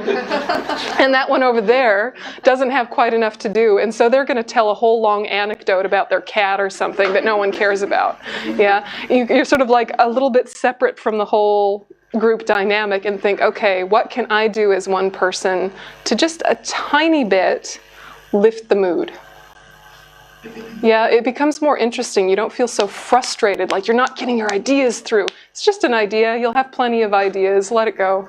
None of your ideas are actually yours uniquely anyway. All ideas came from many things coming together. Feels like yours.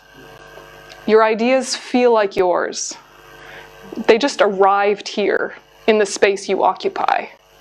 Right? But when someone shuts down your ideas, it feels like they're shutting down you, and that's why we're so annoyed. We don't just feel like, oh, but it was a good idea. No, I didn't think of it as mine. You did. Yeah. Yeah, and then they squashed you, And so if you can kind of take the you out of it and go, okay, maybe it still is a great idea, not even my idea, just a good idea. I wish they would take it on. But they're not. All right, so I'm part of a team. How can I bring the best out of the team? It creates more fluidness in your own internal environment, and that has a chance to trigger that fluidness in the external environment. But some workplaces have gotten a bit toxic and you don't have much of a chance. But if there is a chance, you'll be able to bring it. Yeah, so you're trying to just take a step back from all the things, not disengaged, but detached. The space to look at things more broadly and less personally. Even your own personal experience less personally.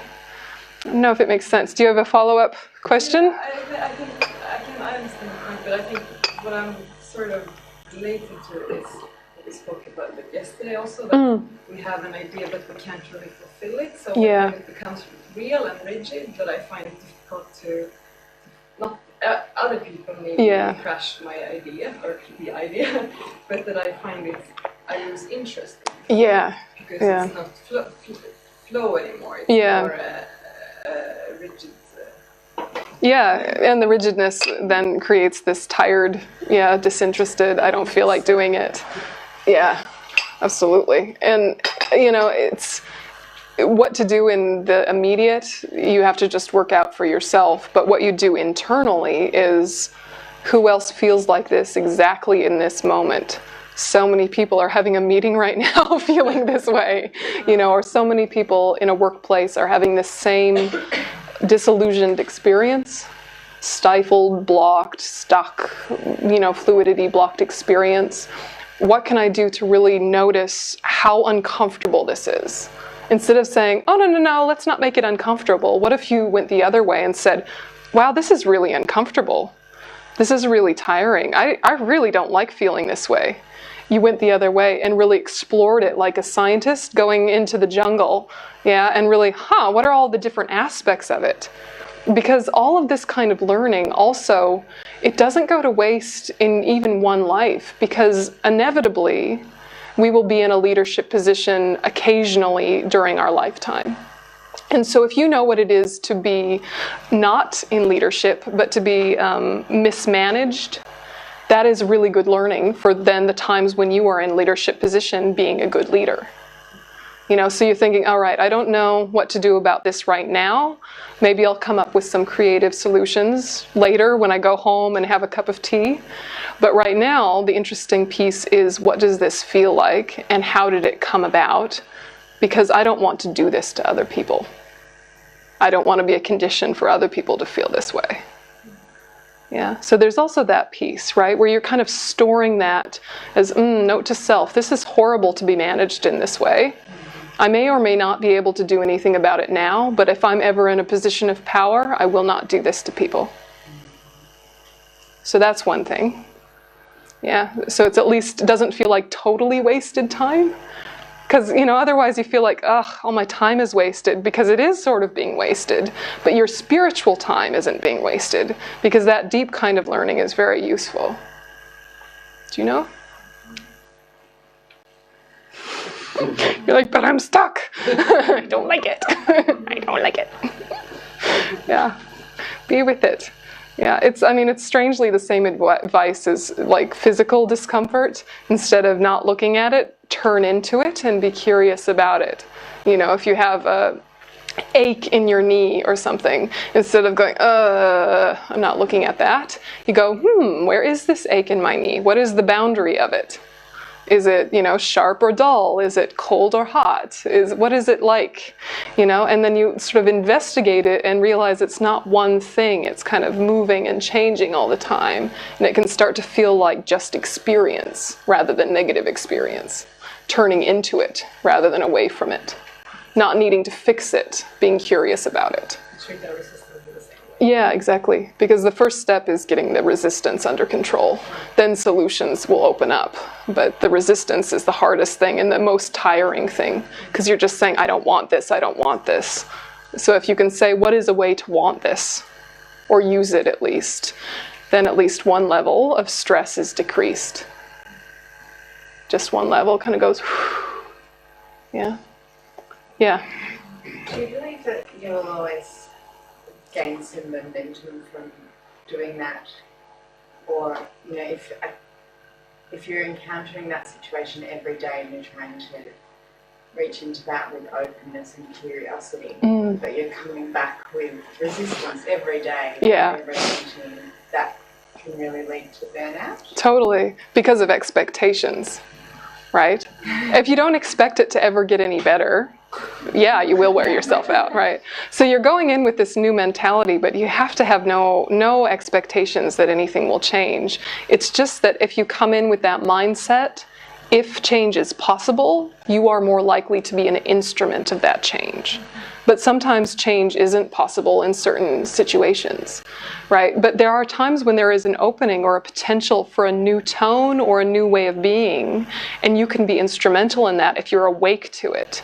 But we're so stuck in our habit or just the way it's always been done that even if there is the potential for change, we're just kind of one cog in the wheel, you know, we're one piece in the system and just perpetuate it. So to have this kind of attitude, you have to give up outcomes. Because the real outcome you want is self-development. Yeah, that's the real outcome. And that's kind of an endless project. Yeah. Logistically speaking, it might be that you realize after a while, maybe there are other workplaces that would enjoy my ways better. Maybe I will change jobs. But if it's not practical right away to change what you're doing, there's a way to make that your path. You know, some people go into retreat and do 100,000 prostrations. That takes a lot of effort. Yeah, you could just go to work and try and have a happy mind, and it could be maybe as much purification and merit as those kind of retreats where you're, you know, going up and going down and going up and going down, right? You treat it as your retreat. You know, this is my meditation object. Yeah, this guy here, this is my anger project. This guy here, this is my attachment project. This guy here, this is my pride trigger. Thank you, my teachers. Right? No. It's a Buddhist insult in our nuns community. It's the way we tease each other if we're annoying each other. If the nuns annoy each other, we say, "Oh, thank you, kind teacher," right? Because they know, oh, right, I'm trying your patience, right? But you know, but having that attitude, that space, it makes you less tired at work because you don't have to fix anything. You don't have to fix anything. You're just doing your best with what you know so far.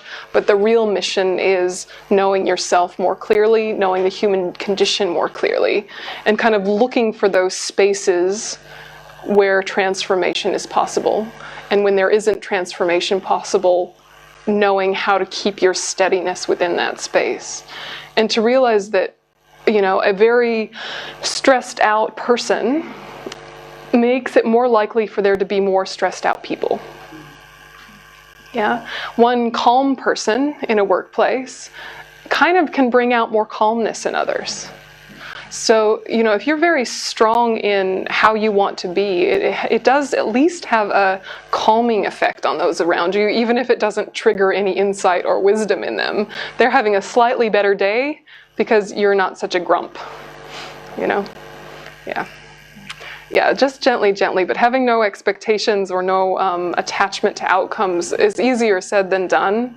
But if you can sort of think, what if I just experiment with it and see? If I give tons of energy to this idea and then just let it go.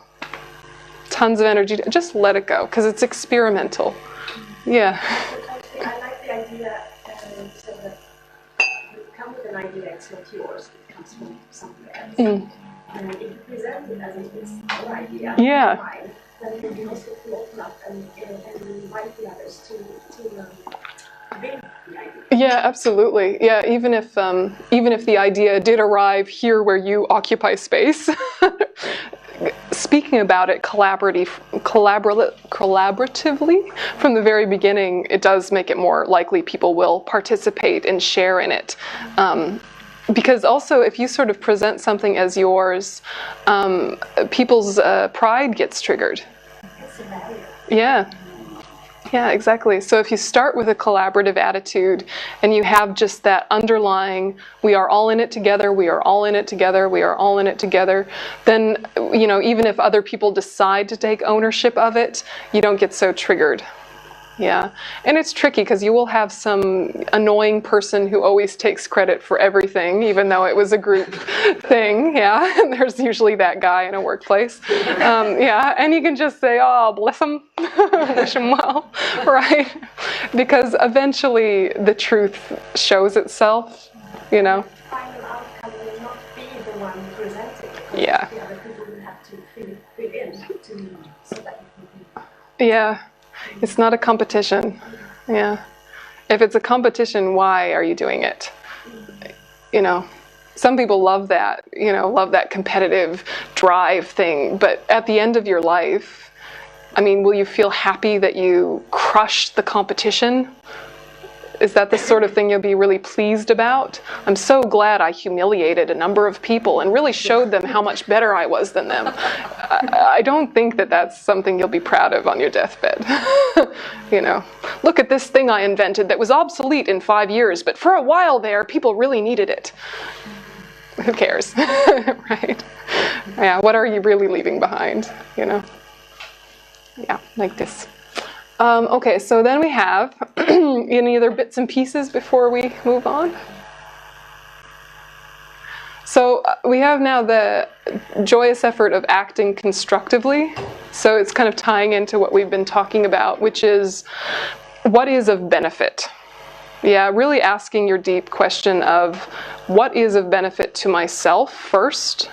Generally speaking, what is of benefit, as opposed to what is satisfying temporarily. Because they're two different things. Yeah, I mean, take food as an example, right? There's food that is satisfying temporarily, and then there is food that really sustains you and makes you healthy. They're both food, right? They both make sense, but from your own experience, if you've gotten really kind of tired and overloaded and you start just eating quick food, processed food or fast food, especially Americans, right? But if you eat food that is kind of a temporary fix, it's not sustainable. So to ask yourself, what is it to act constructively? What is effective? What is beneficial in the long run? Even if it takes more effort in the beginning, its sustainability is what we're working on. So the spiritual path, we try and look at it more like a marathon than a sprint. Yeah, a long race where you're pacing yourself, but not a long race where you're trying to win anything. It's one where you're trying to enjoy all of the scenery on the way. Yeah, you just keep going forward, look at that beautiful mountain, look at that beautiful lake. Not a sprint. Yeah, where you're just going as fast and as hard as you can, not noticing anything, yeah, to win something at the end. So sometimes the spiritual path itself can become competitive. Yeah, you're like comparing yourself to each other in terms of meditations that you can do, or retreats that you've done, or teachers that you have. And the people around you will do it, and then you'll sort of feel like maybe you need to prove yourself. And, the best advice really is stay a beginner as long as you possibly can, because as soon as people think that you're an expert, then you have a lot more work to do. Yeah. If you're a beginner, you can ask anything. Yeah. If you're an expert, people will be like, why are they asking that? They should know that already. Yeah. Yes.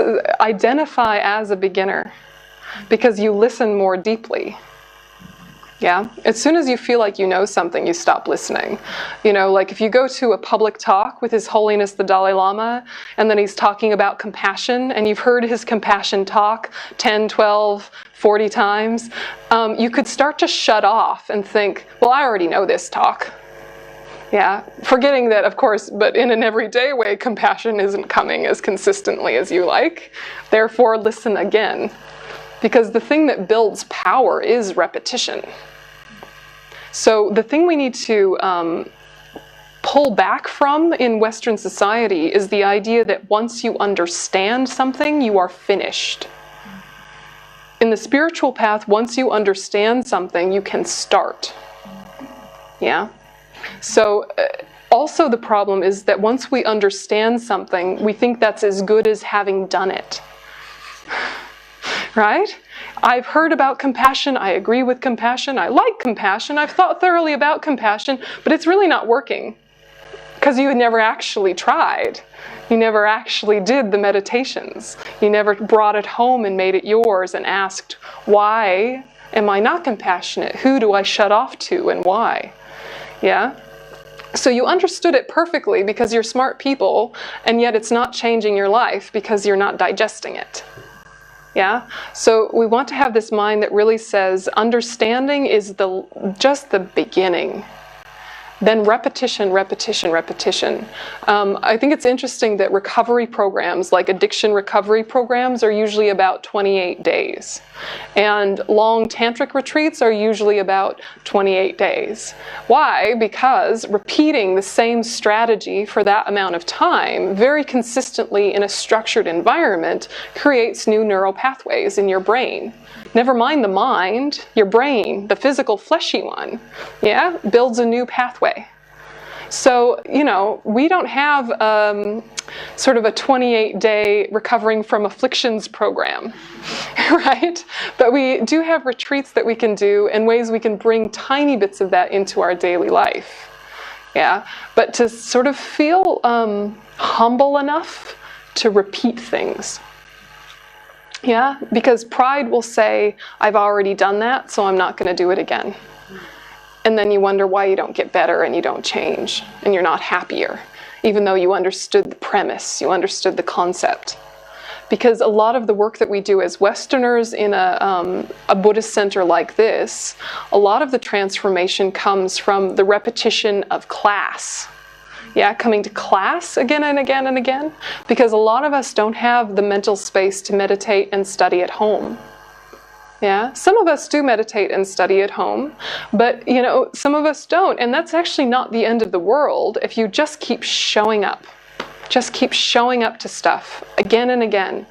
Yeah, it doesn't have to be Buddhist, doesn't have to be this brand of Buddhism, but if you just keep actively engaged in the sorts of things that trigger transformation, even if you've heard it a million times, it becomes like an analytical meditation, and that very repetition is what actually starts to change you. So wisdom is built in Buddhism through 3 layers. There's the wisdom of listening, which is study, like what we're doing right now, either hearing in an auditory sense or reading. And then you have reflection. And we're sometimes not disciplined enough to realize there is a difference between listening and reflecting. Listening, you're just trying to figure out what is being said. What is the content of what's being said? And to be disciplined enough to hear, here is their worldview. I'm not looking at whether I agree or not yet. Yeah, not yet am I asking, do I agree or disagree? It's very hard for us to listen without agreeing or disagreeing, but to just hear the premise. But that is what we're trying to get to be able to do, is to hear the whole thing through and be able to understand it clearly with our intelligence. Then the next step is processing it. So you take what you've understood intellectually and now you ask questions and you say, do I agree with this? Does that line up with my life? Does that line up with my logic? What are the problematic areas in that? So this wisdom of reflection is where you see Tibetan monks and nuns debating. It's, it's really an active argument about what they've already understood intellectually. And this really helps us develop stronger wisdom. So we don't have a structured debate program in the West very often. You can debate in English with the Tibetan structure, but it's a little bit awkward. I'm guessing it would be a little awkward in Swedish as well. But what we can do is have discussions that are playing with ideas, not trying to win. Yeah? So like in the breaks, when you're talking about these ideas with each other, feel like it's play. Yeah, don't feel like somebody's trying to win an argument. Say, okay, so that nun said that thing about blah, blah, blah. Okay, I was wondering about this. What do you think? And they'll say, oh, yeah, I see what you mean there. But here, I'm not sure if you're right. And you go, ah. But playing, not trying to win, it's a different way of having a conversation. Yes? And sometimes we do it anyway. Some of you are already quite good at having a conversation about ideas without needing to be right. But just, trying to explore that reflective aspect of wisdom that is just curious and kind of taking one idea and marching all around it, like interrogating it, yeah? And saying, okay, so what about in this instance? What about in that instance? What about if this goes wrong? And really asking lots of questions of the premise that you've already understood intellectually. Does it make sense, the difference between hearing and reflecting? And then when you've reflected, at the end, not like there's ever an end, but at the end of a reflective period, if someone were to ask you about the premise, like say, what is joyous effort, and you explained it, it would sound like you. It wouldn't sound like who you heard it from.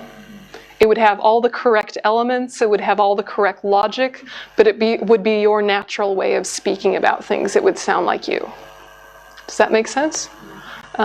Yeah, and of course, you know, you will hear echoes of whoever is your teacher. You know, people who listen to me can hear echoes of my teacher in the way I present, but it shouldn't sound dramatically different than your normal communication style. And that's how you know you've sat with it long enough that then you can take it to the cushion and have the wisdom of meditation.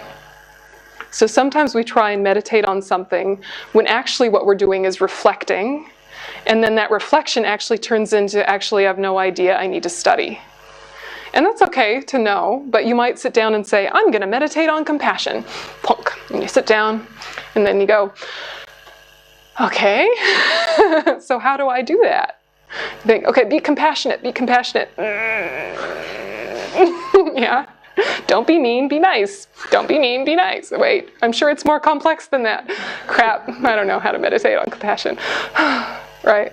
This is what can happen, right? If that you haven't done your study and your reflection, is that when you get to the cushion, you don't actually know what to do. Or you make up something that's actually just nonsense. Yeah. Or a mishmash of ideas that then don't have power. And that's usually what happens, is that you create something that's a series of ideas from a number of different places, and because it's not structured and well thought out, it has very little power and therefore very little impact. Does that make sense? So by the time you meditate on something analytically, you have to be very clear about it, both intellectually and from your own life experience. Then when you sit with it, it has the chance to integrate further and further. But these other two types of wisdom change you even if you never meditate. Yeah, if you just keep showing up and thinking, showing up and thinking, showing up and thinking, some wisdom really will develop. Yeah, so don't be in a rush to meditate on things that you haven't understood properly. There are two other steps which also build wisdom. And again, things that tire us out are going beyond our ability too quickly and then having to recover from that. Or going beyond our ability and then being embarrassed that we can't and trying to soothe ourselves in some way. Better to just say, I'm going to wait on that until I understand it better. Yeah, pacing. Okay, so acting constructively is really approaching things from this perspective of hearing, contemplating, meditating, asking what is constructive in the long run, not just what's going to be a little snack. Yeah. And then we have the joyous effort of working for the welfare of all. And so this is similar to acting constructively, but it's not for yourself alone, it's for the sake of others. And this is where you have to be so careful to not be a fixer. Yeah, not be someone who's trying to save the world or heal the world. A lot of us were very passionate teenagers and very into, environmental justice or human rights or something like that. And we were really, really good about it. Yeah, really well educated, lots of passion, went to rallies, wrote our, politicians, and then we burnt out and we're like, well, anyway.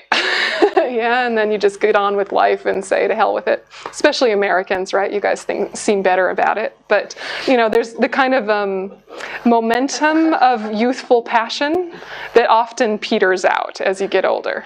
Why is it that it peters out? Why is it that you lose momentum when you have great passion for ideas and justice? Why do you think you'd lose interest or lose energy for it? Acting constructively for all. Yeah.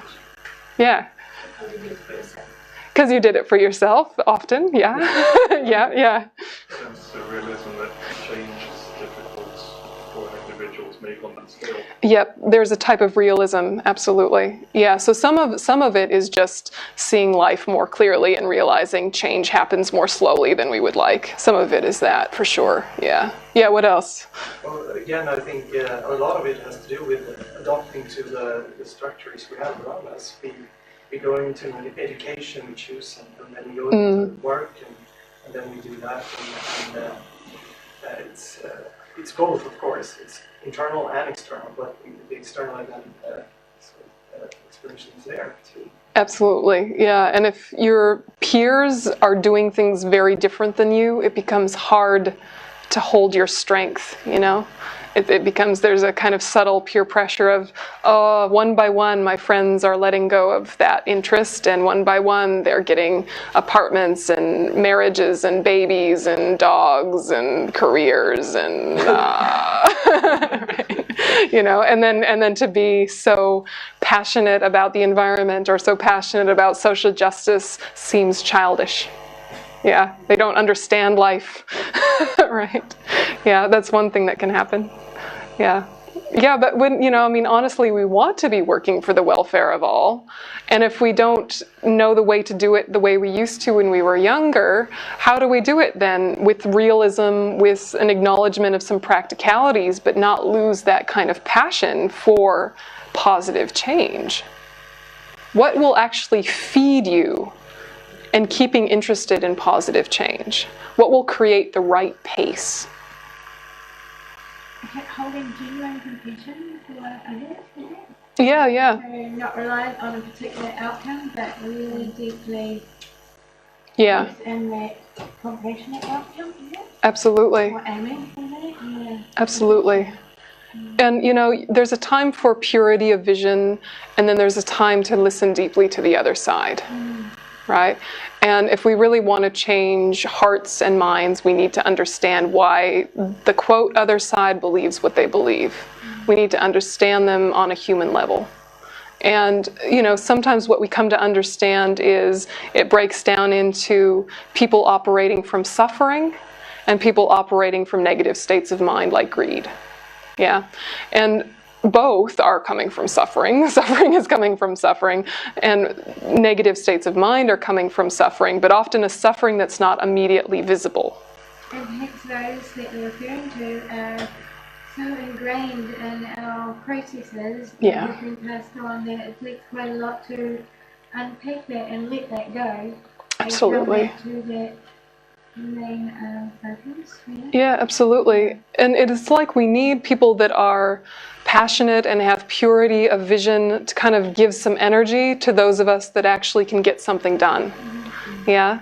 And so once you become at a stage where you actually have some ability to be of benefit, you know that you will be listened to if you are calm and clear and logical and heartfelt.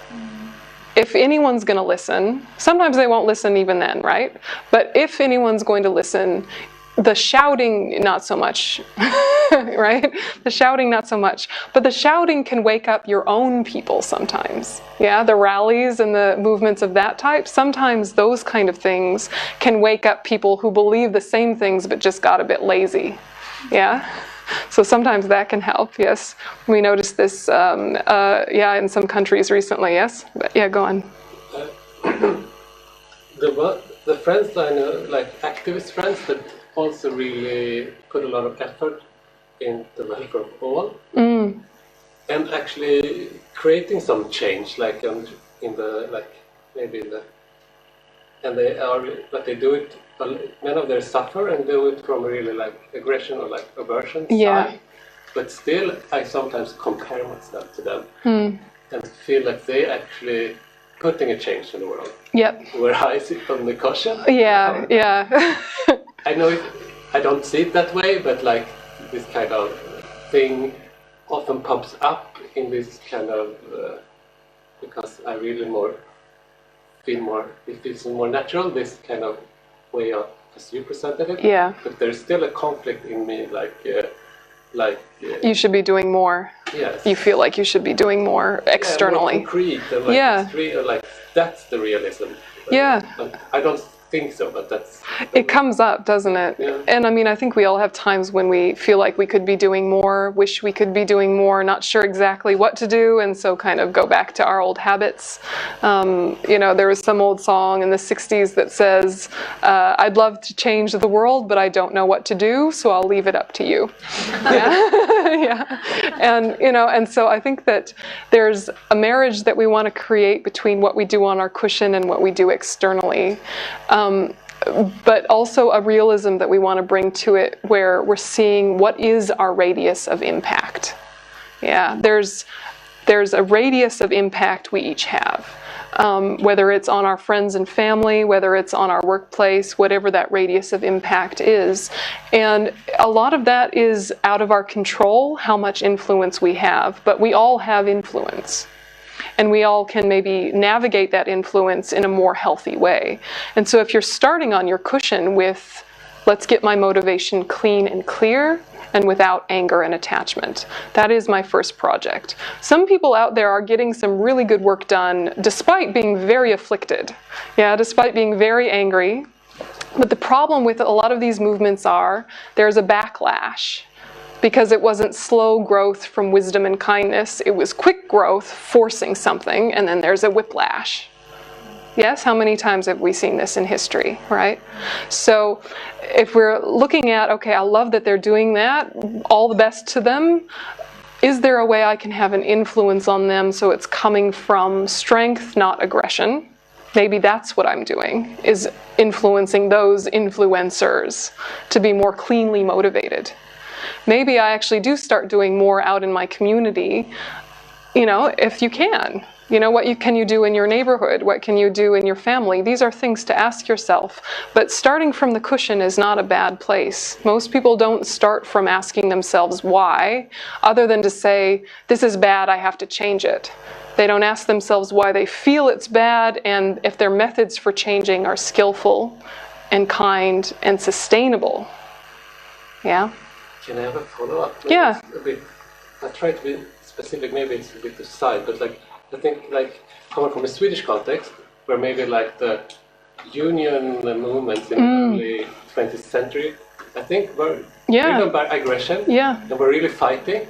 But in Sweden, compared to other countries, it becomes this middle way. It's fun with the Mayan and the middle way. But Sweden has this middle way between capitalism and socialism, historically. And that was because there was a big demand from I think also, but it's both aggression and I guess wanting to have a welfare for all and make this compromise between the one who is and that. So in Sweden and also before in Sweden, the king and the farmers were together and not had some kind of agreement that we have a lot of trust in authority compared to America, where I guess. But but it's a different kind of relationship because we think authorities, really generalized, authority has something good within itself. It's the authority wants to take care of us. It's gone better. Because it's not what's happening maybe and maybe never, but Look, you're making a very good point that a lot of positive change has come because people were upset first.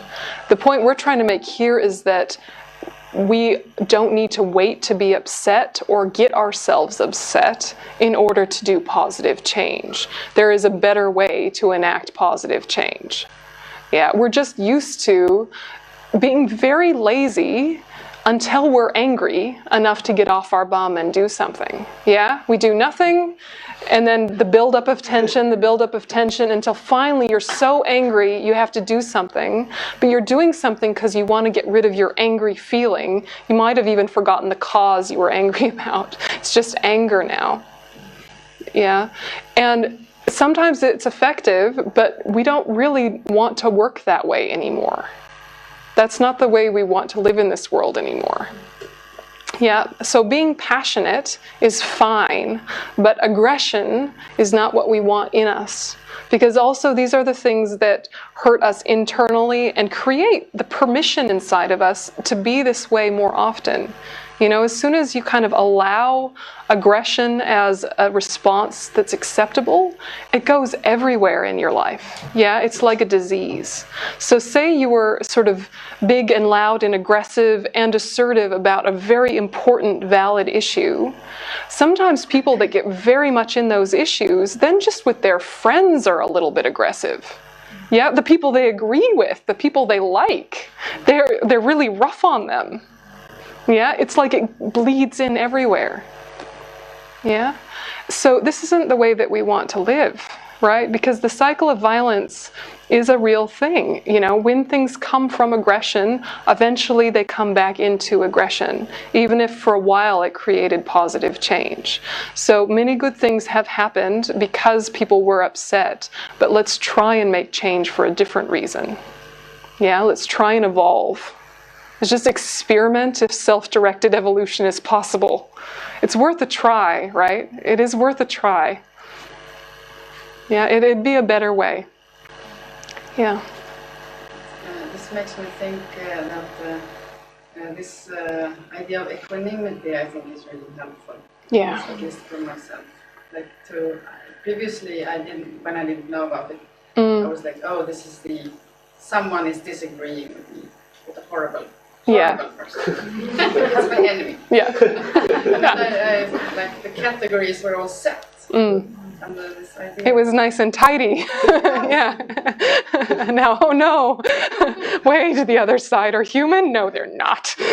They are different species. Right. But it's easier to think that way. It is easier to think that way. And if you think about the propaganda that we see from wars, especially, wars we have some distance from, the propaganda often makes the other side less than human, doesn't it? Yeah, the war propaganda. And I think in a way that's a good sign. If the other side is human and equal, it's hard to be so mean. You have to make them so other, otherwise you can't be so terrible to them. So it's interesting then to play with that in our own mind of how do we make the other side not as human, somehow fundamentally different than us. And then we have an excuse to be very, very negative about them. And we forget that even if they don't hear our negativity towards them, people feel our judgment. People feel our judgment. And again, coming back to like ideas of curiosity, I want to know why the other side believes what they believe, because there's a chance I'm wrong. And you're like, surely not, right? But what if you're wrong? It's kind of fun to be wrong sometimes and change your view. Yeah, it's not fun if you identify your ideas as you. No. Then it feels like you're cutting something out of yourself. It costs something.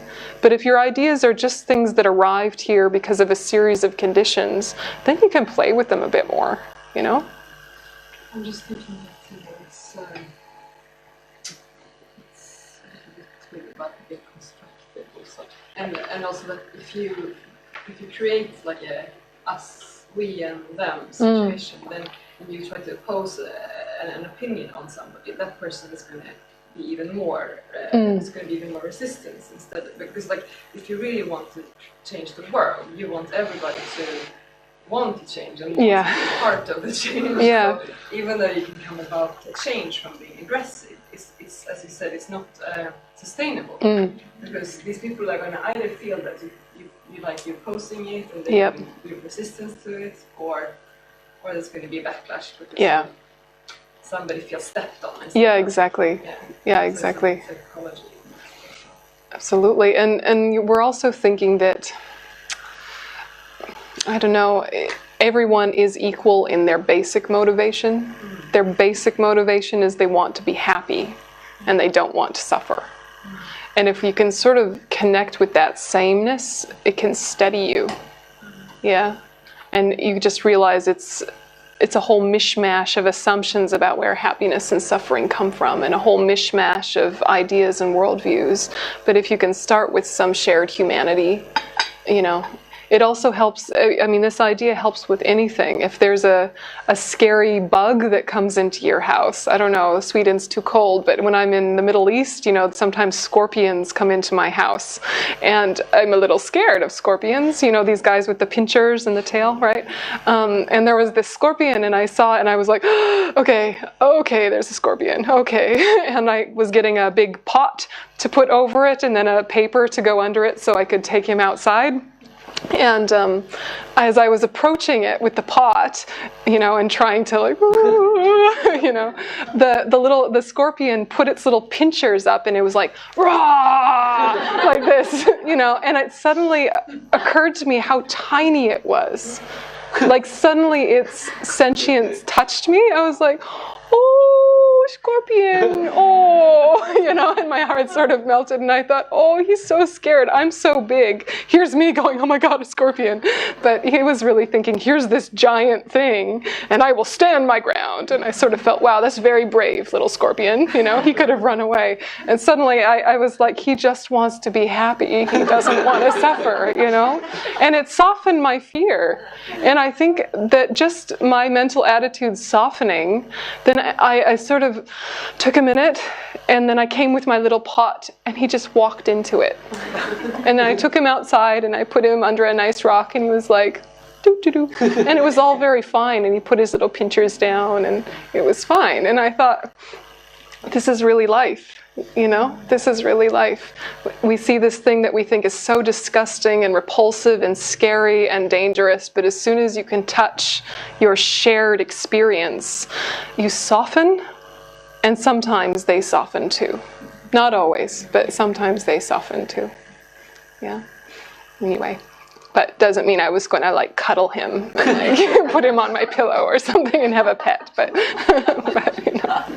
So we'll just do a short reflection now about these next two kinds of joyous effort before we break for lunch.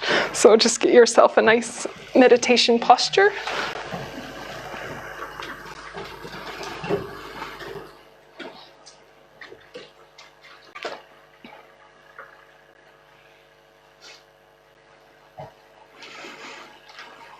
And again, we'll just start with focusing on the breath to let any surface ideas settle and digest.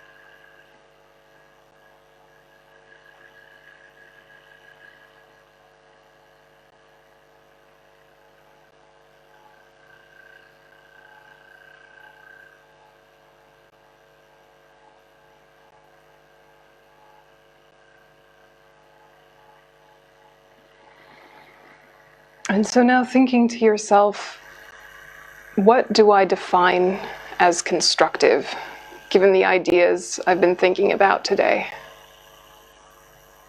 What is constructive in my life? Either ways of thinking and being, or ways of doing.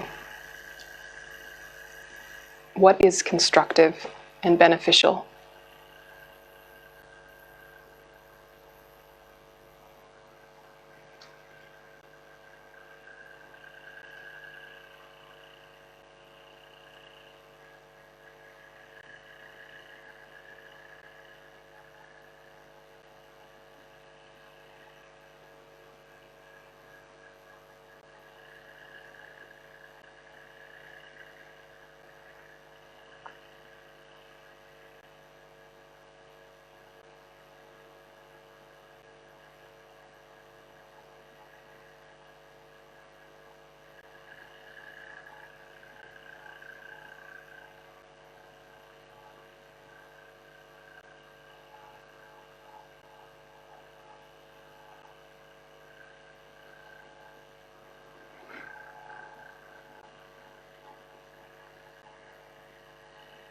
And are there any things that I call constructive or assume are constructive, which actually are just needless effort, unnecessary effort, or effort for the wrong reason?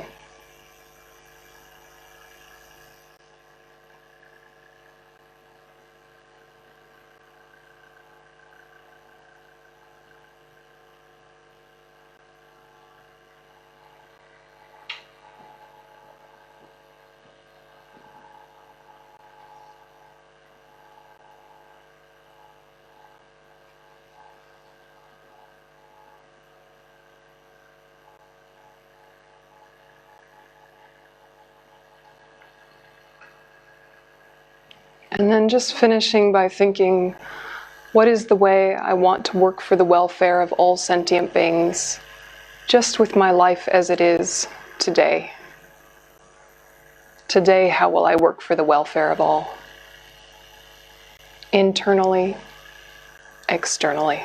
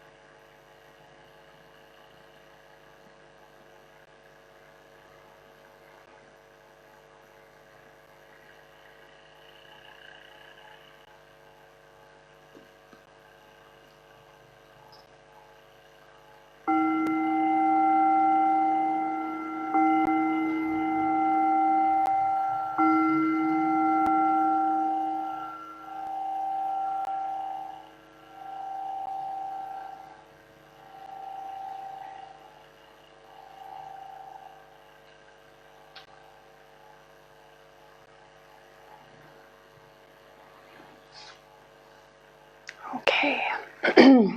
So the next session is at 2:30. Yeah, so you've got a bit of a break for lunch, and just see if at least a little bit in the back of your mind you can think, I'm not just going to get lunch, I'm going to get lunch in order to be of benefit to all living beings. Yes, you know, so who is the one there in front of me? Who are the people you're with? Just a little bit of consciousness.